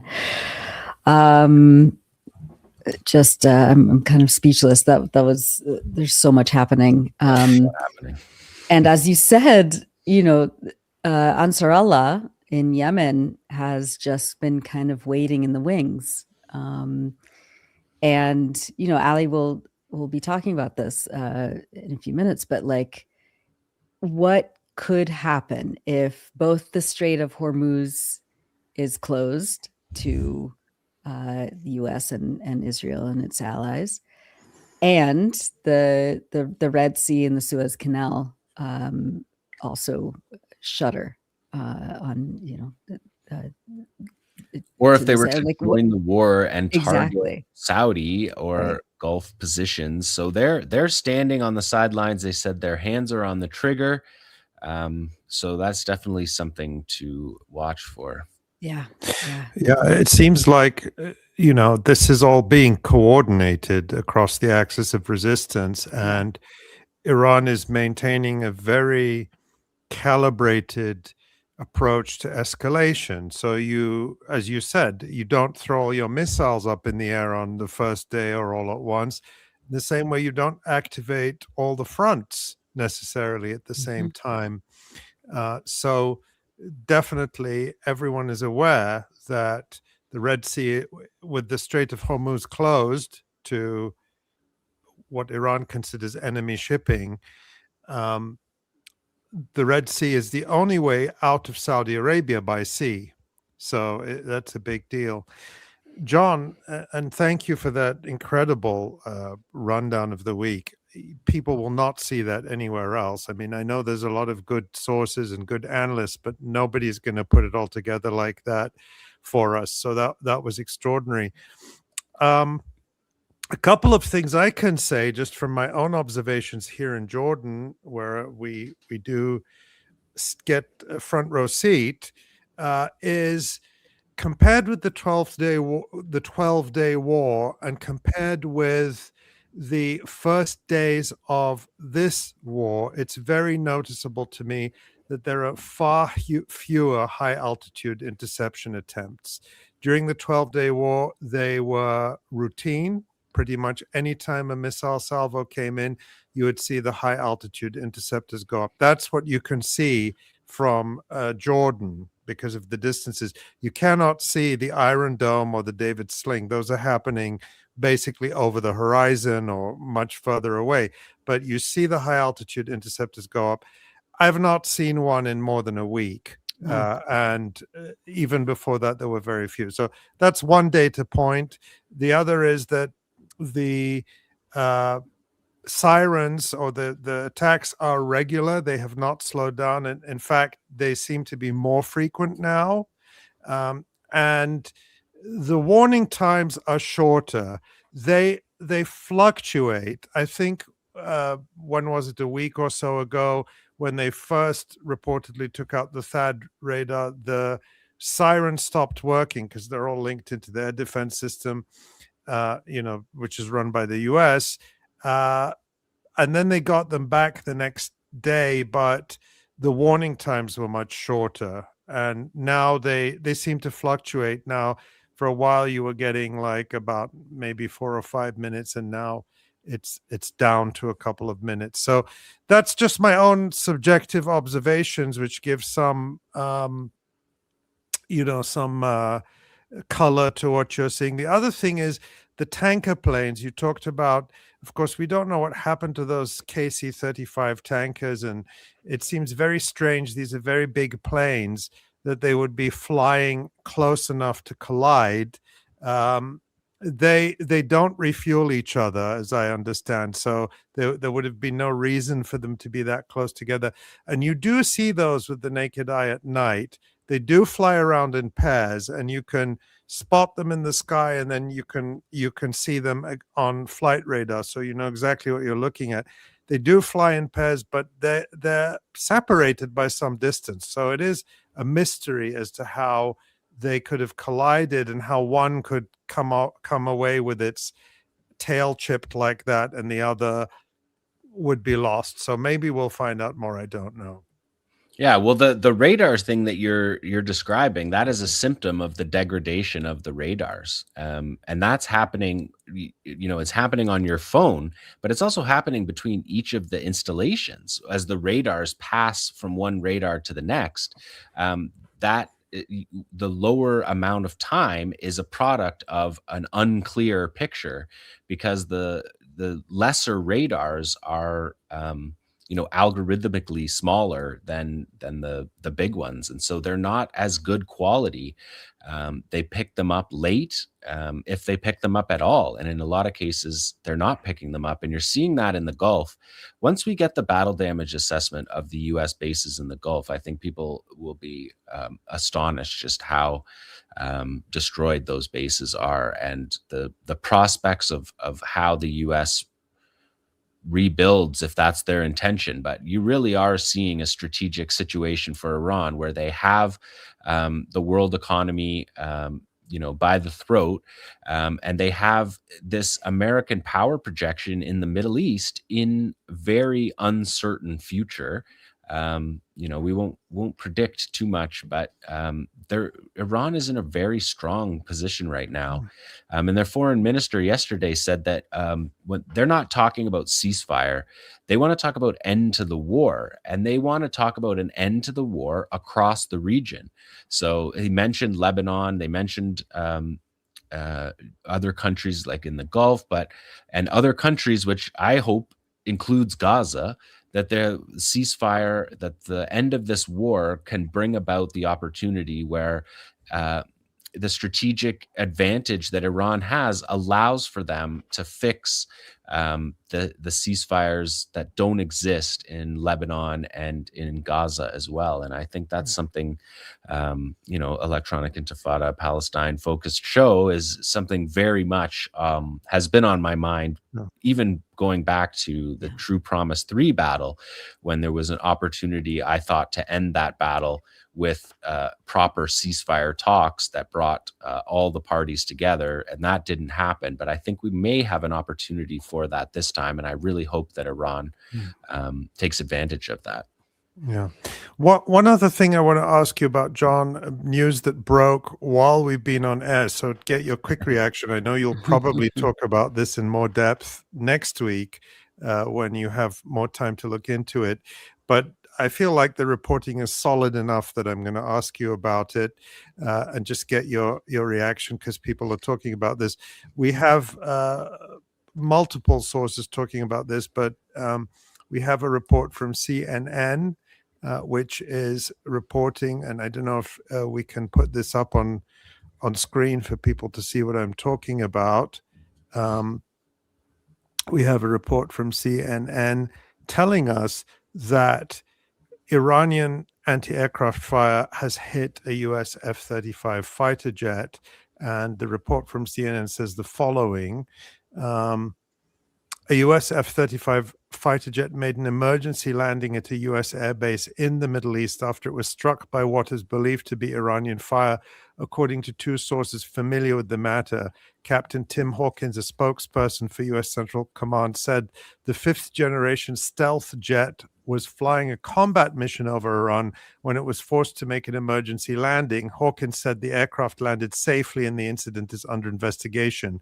The aircraft landed safely and the pilot is in stable condition, Hawkins added. And the IRGC has apparently released a video showing this plane being struck. Any thoughts on this development, John, and what it might mean? Yeah, I mean, they've been talking about how they have air superiority over Iran, but a lot of evidence points away from that. They're still launching a lot of their weaponry from outside Iranian airspace. I mean, that would be a remarkable story, but it's not alone. The Israelis in this past week said that they had a narrow miss as well in Iran. So the fact that they're speaking out about those and unable to hide them suggests that it's an ongoing situation. And those are, as you mentioned, they're supposedly stealth aircraft. Can you talk about how the Iranians didn't know it was a stealth plane when they shot it down? They didn't know they weren't supposed to see right? Yeah.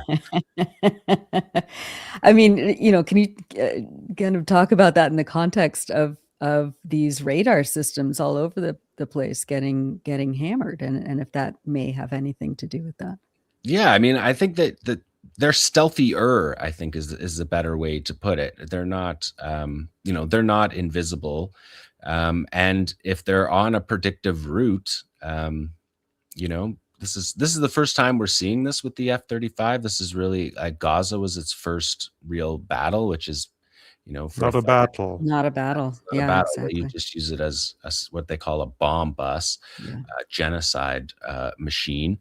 So this is the first time they've encountered sophisticated air defense systems, and it's another thing that shows the ability, knocking out Syria that Israel did after the Hezbollah war. Really altered the battle space, because it has allowed for there to be a free corridor from Israel to fly to Iran without having similar types of air defense systems in Syria. So that has been, has given a real edge to this war for the Israelis and Americans, that they have that corridor. Mm. Well, Ali, do you want to take us through some of the economic consequences of the last 20 days and some trends that you've been noticing? Where does this war go next? Well, as John says, we don't want to predict too much, but I want to talk more about really what's happened in the last 24 hours, and we can think about where that might go. But just as a reminder to people, you're watching the Electronic Intifada live stream, and I'm Ali Abunimah. And on Wednesday, Israel bombed Iran's South Pars gas field, one of the world's largest. And this marked a serious escalation Within hours, Iran's IRGC struck what it said were US-linked energy production sites across the region, including in Saudi Arabia, the United Arab Emirates, and facilities belonging to Qatar Energy at Ras Laffan in Qatar, another major world production site. Two U.S. energy companies, ExxonMobil and ConocoPhillips, are involved in major joint ventures to produce liquefied natural gas with Qatar Energy there. The impact is already devastating. The CEO of Qatar Energy told Reuters today, and that's March 19th, that the Iranian retaliation has wiped out almost 1/5 of the company's liquefied natural gas production capacity for up to 5 years, threatening supply contracts to Europe and Asia. And the CEO said that the company may have to declare force majeure, meaning that it can't meet some of its contracts to major clients around the world over the next few years. Now, US President Donald Trump put out a statement on social media overnight blaming Israel for the attack. Here's what he wrote in part. He said, Israel, out of anger for what has taken place in the Middle East, has violently lashed out at a major facility known as the South Pass gas field in Iran.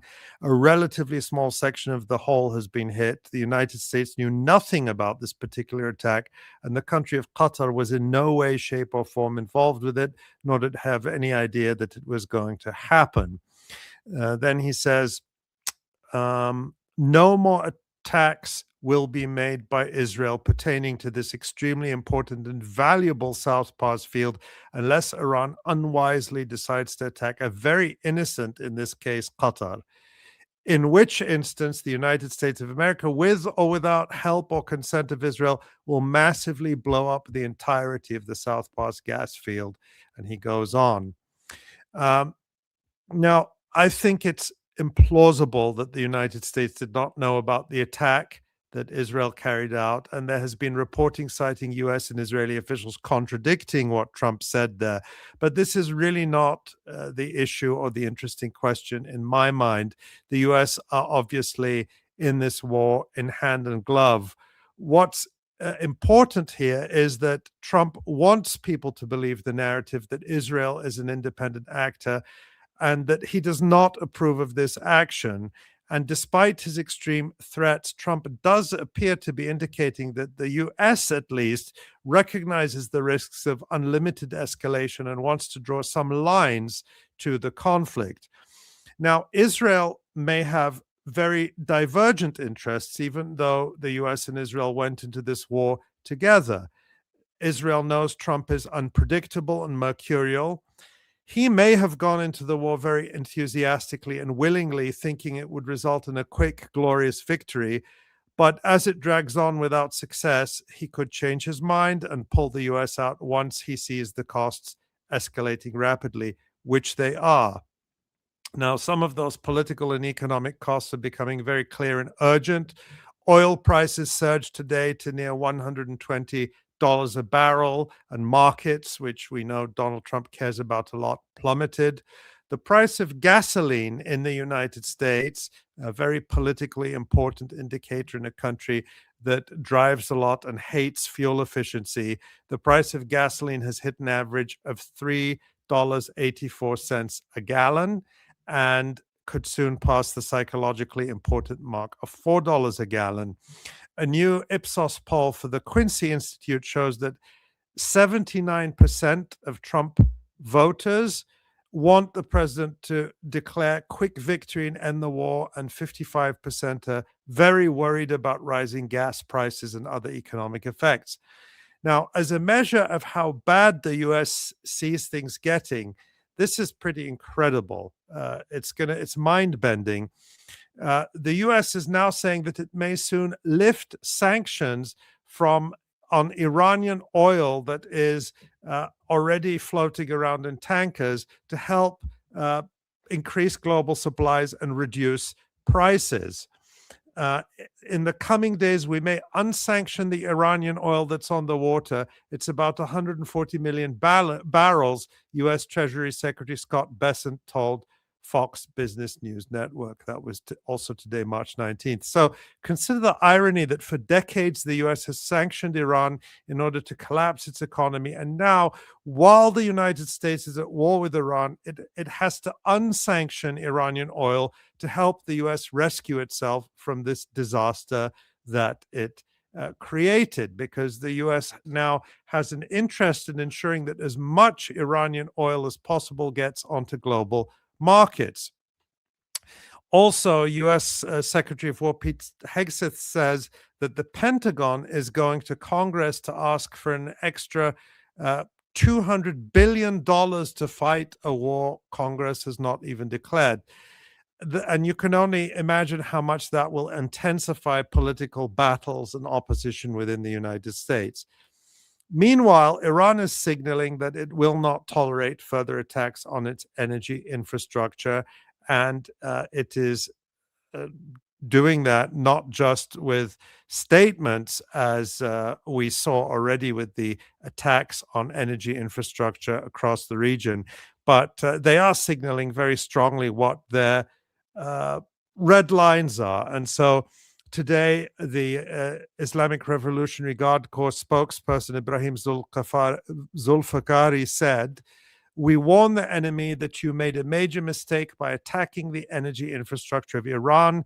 Iran had no intention of expanding the scope of the war to oil facilities and did not want to harm the economies of friendly and neighboring states. However, after Israel's aggression on Iran's energy sector, Iran has effectively entered a new phase of the war and struck energy facilities linked to the United States and American shareholders." So again, making clear the American connection they see to these targets. Zulfikari says, "If terrorism against Iran is repeated again, the next attacks on your energy infrastructure and that of your allies will not stop until their complete destruction." So you can see absolutely parallel threats here, from Trump threatening complete destruction and Iran responding and saying, if you attack us, it will be complete destruction. And we know that the threat, Iran has proved that this is a very credible threat. Today, Iranian Foreign Minister Abbas Araghchi stated, and I think this is an important statement, he says, "Our response to Israel's attack on our infrastructure employed a fraction of our firepower. The only reason for restraint was respect for requested de-escalation. Zero restraint if our infrastructures are struck again. Any end to this war must address damage to our civilian sites." So you can see the reading between the lines of Trump's statement and that of the Iranian Foreign Minister Abbas Araghchi. We can see that they actually have some common ground here. Both are willing to lay the blame on Israel and absolve the US of the attack on Iran's gas field. That may be for convenience, but that's fine. Both are willing to draw a line on any further attacks on energy infrastructure because the cost is so high to both sides. But as I said, Iran has made its threat to carry out total destruction, if it is attacked again, very credible. I believe Trump went into this war willingly and of his own accord and was not dragged in by anyone. However, that does not mean his interests and Israel's interests might not diverge. He thought, as I said, he was going to get a quick, glorious victory, similar to Venezuela, which he's openly talked about. He did not sign up for a long, draining war, especially one that would be so politically, economically, and militarily costly.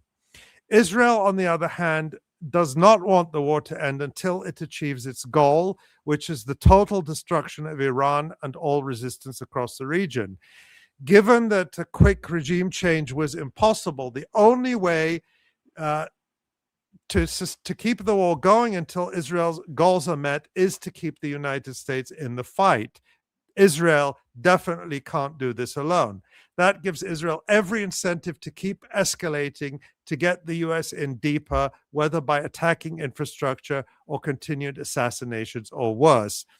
I think the statements today, in the context of the actions over the last 24 hours, could show potentially positive signs towards de-escalation. Note that the Iranian Foreign Minister Arakchi said any end to this war must address damage to our civilian sites. So the fact that he even contemplates in that statement an end to the war, I think, is interesting.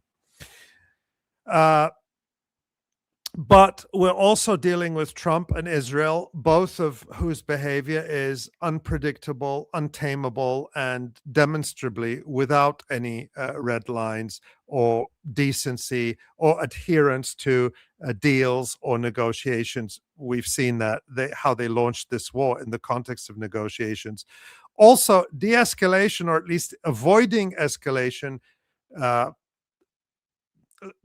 de-escalation, or at least avoiding further escalation, does not necessarily mean, however, an end to the war. Iran has its own strategic objectives that it will want to reach before agreeing to an end to the war, ensuring its security, diminishing, if not eliminating, the US presence, punishing Israel to achieve effective deterrence.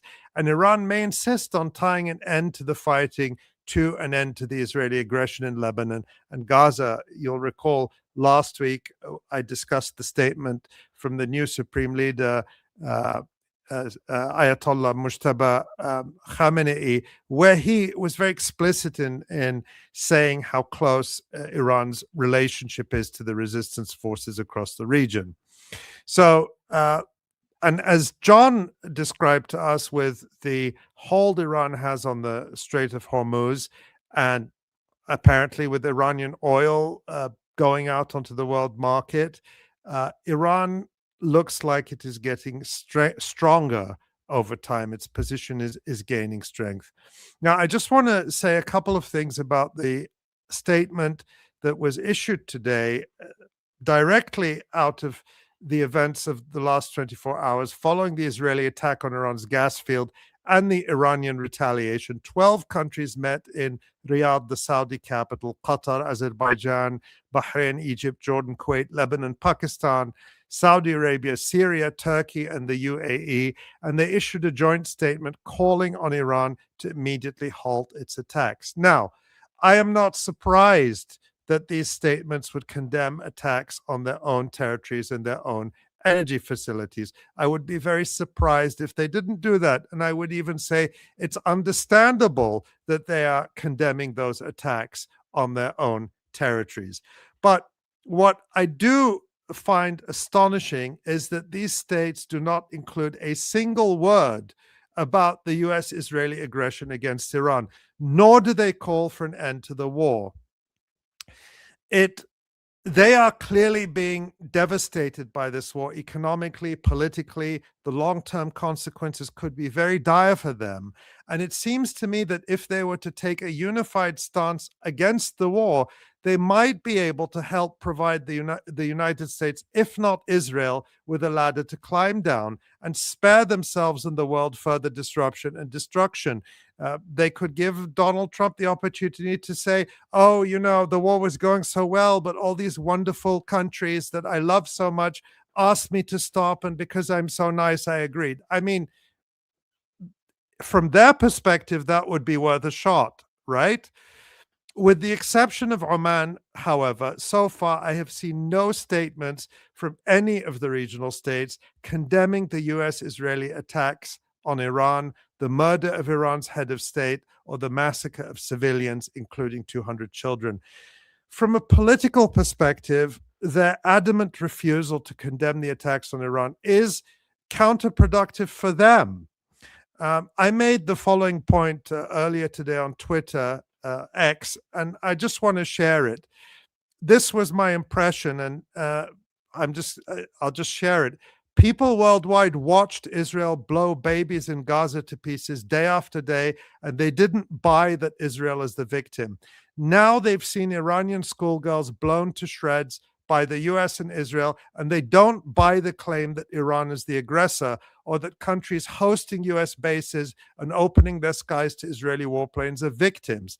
It is clear Iran is winning the battle for hearts and minds, no matter how much politicians and their puppets try to spin it. You cannot claim neutrality, honesty, let alone decency, if you don't start any analysis or comment or condemnation from these irrefutable facts. Using bases across the region and under the perfidious cover of negotiations, the US and Israel launched an unprovoked war of aggression against Iran, murdering its head of state and massacring civilians with the stated goal of overthrowing its system of government and subjugating it to their rule. This really has to be the starting point.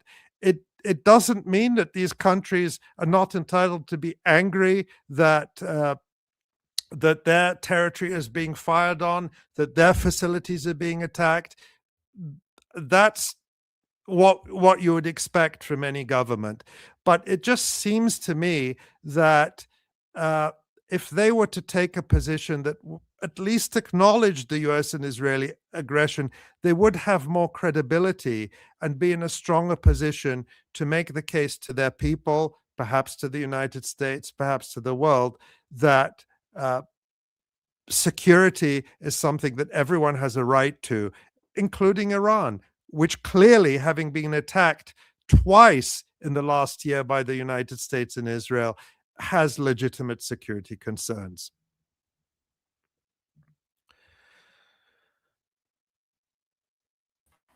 Well, thank you for that, Ali. Yeah, it is. I mean, it's shocking, but it's not surprising to see all of these vassal states, these collaborator, petrodollar monarchies, sacrificing their own people, their own land to appease the U.S. I don't know. I mean, I want to be as fair as I can to everyone. It just seems to me, and the list of states there includes Turkey, includes Pakistan, includes states that are not directly involved, that it's just not a credible position to anyone to pretend that Iran is the aggressor. Everyone can see that's not the case. You don't have a credible position to make an argument that gets you anything if you don't acknowledge the reality that the United States and Israel launched a war of aggression. That's not a footnote. You can't pretend your way around it. You can't demonize Iran your way around it. Everyone can see it, and you can't get to security. And all these countries deserve security. I'm not begrudging anyone security. I would like to see this whole region have peace and security. Mm-hmm. I don't want to see anyone or any country harmed, but it seems to me that doubling down on this idea that Iran alone somehow is the aggressor is just not viable politically and doesn't get you anywhere. Mm-hmm. And of course, what's making the region less secure and has made it less secure or not secure at all for the last, 50, 60 years has been the US-Israeli presence and the constant acts of aggression against Iran and Lebanon and Syria and Iraq and Iran. I mean, it's just been relentless. So if they want to talk about real security for themselves, for their people, for the region. People in Iran deserve security as well. And they're not going anywhere. 92 million people, and their neighbors. They are neighbors. The United States is not their neighbor. Israel is not their neighbor. No. So I just feel like that's a discussion, and then I put that comment up on Twitter and it got thousands of likes and retweets and so on, and nobody, people were all saying, yes, this is how I feel. A lot of people, I'm not claiming that I speak for the world, but you can assess sentiment, and people commenting from a lot of countries in the region is saying, this is how I feel. I can't understand it. When people look at what's going on, when people in Pakistan, across the region, they look at what's going on, who do they identify with? Right. I believe a lot of people identify with the schoolgirls in Minab and their parents, and they can imagine that being their children and their school. and their families when they see them and when they see their agony, just like people identify with people in Gaza. And it doesn't make sense to pretend that's not happening, and nobody's acknowledging it, and nobody is caring about it. And I just feel that is, for me, something I can't let go of. Yep. Agreed. Thank you again, Ali. And there was, some good news this week in the U.S. A student who was in ICE detention from, I can't even remember how long it had been, at least a year. A year, yeah, exactly, just over a year. And this is maybe a bit of good news to share. Very good news. We've spoken, of course, about the case of 𝐓𝐡𝐞 𝐄𝐥𝐿, the Palestinian woman who was the last person still held in U.S. federal detention in connection with the protests at Columbia University in 2020. Was it 2024? It was. It was, yeah. Yeah, I say was because the good news is that she was finally released a few days ago on March 16th.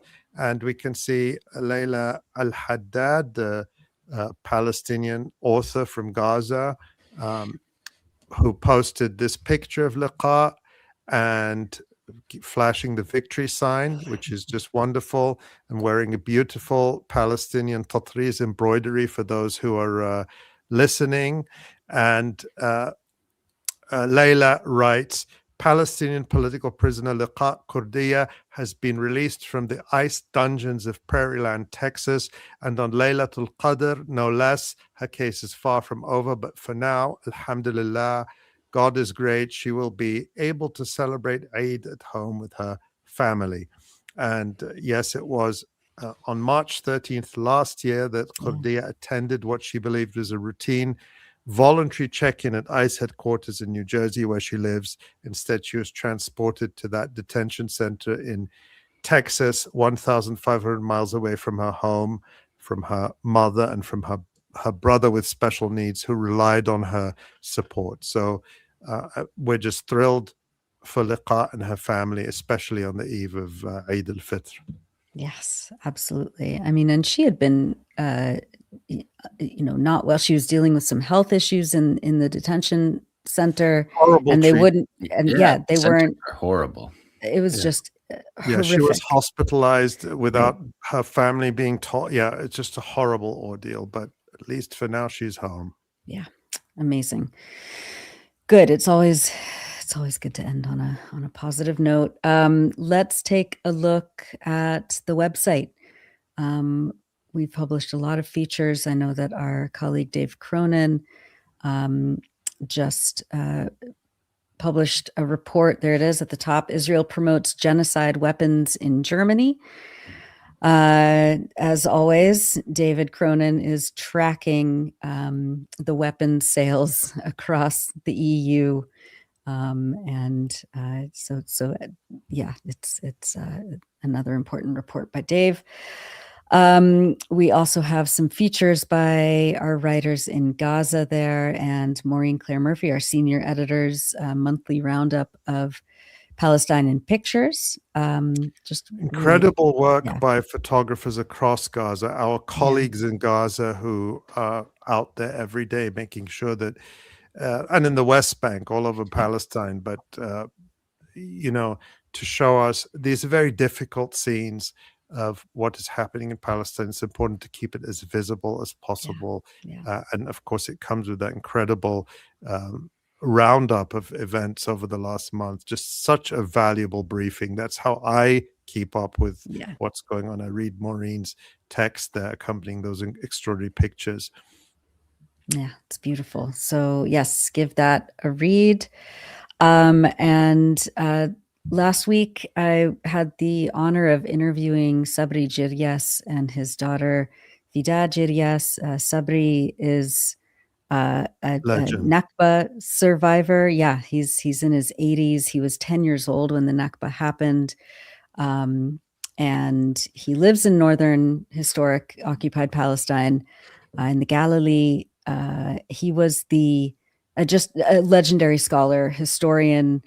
He was the director of the Palestine Research Center in Beirut. He was a member of the PLO. He was Yasser Arafat's advisor.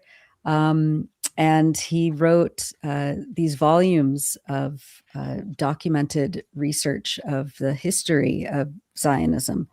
And they were just translated by his daughter Fida and published in English by Ebb Books. And so I had about an hour-long conversation with both of them to talk about his work and kind of his analysis of the current regional escalations and 2.5 years of genocide in Gaza. So it's audio and video podcast, and that's up on the site as well.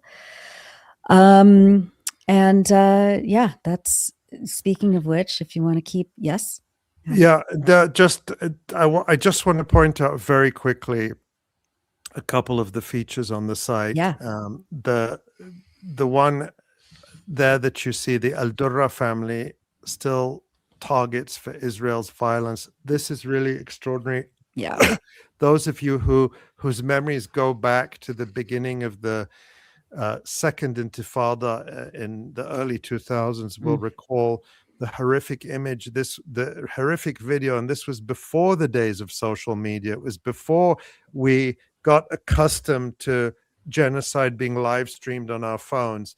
But this video of Muhammad al-Durra, this little boy, and his father crouching and being shot at and killed by the Israeli army. And of course, this was in Gaza, and that family is still in Gaza and still trying to survive the genocide. So this is really extraordinary reporting by Uhud Nassar for the Electronic Intifada.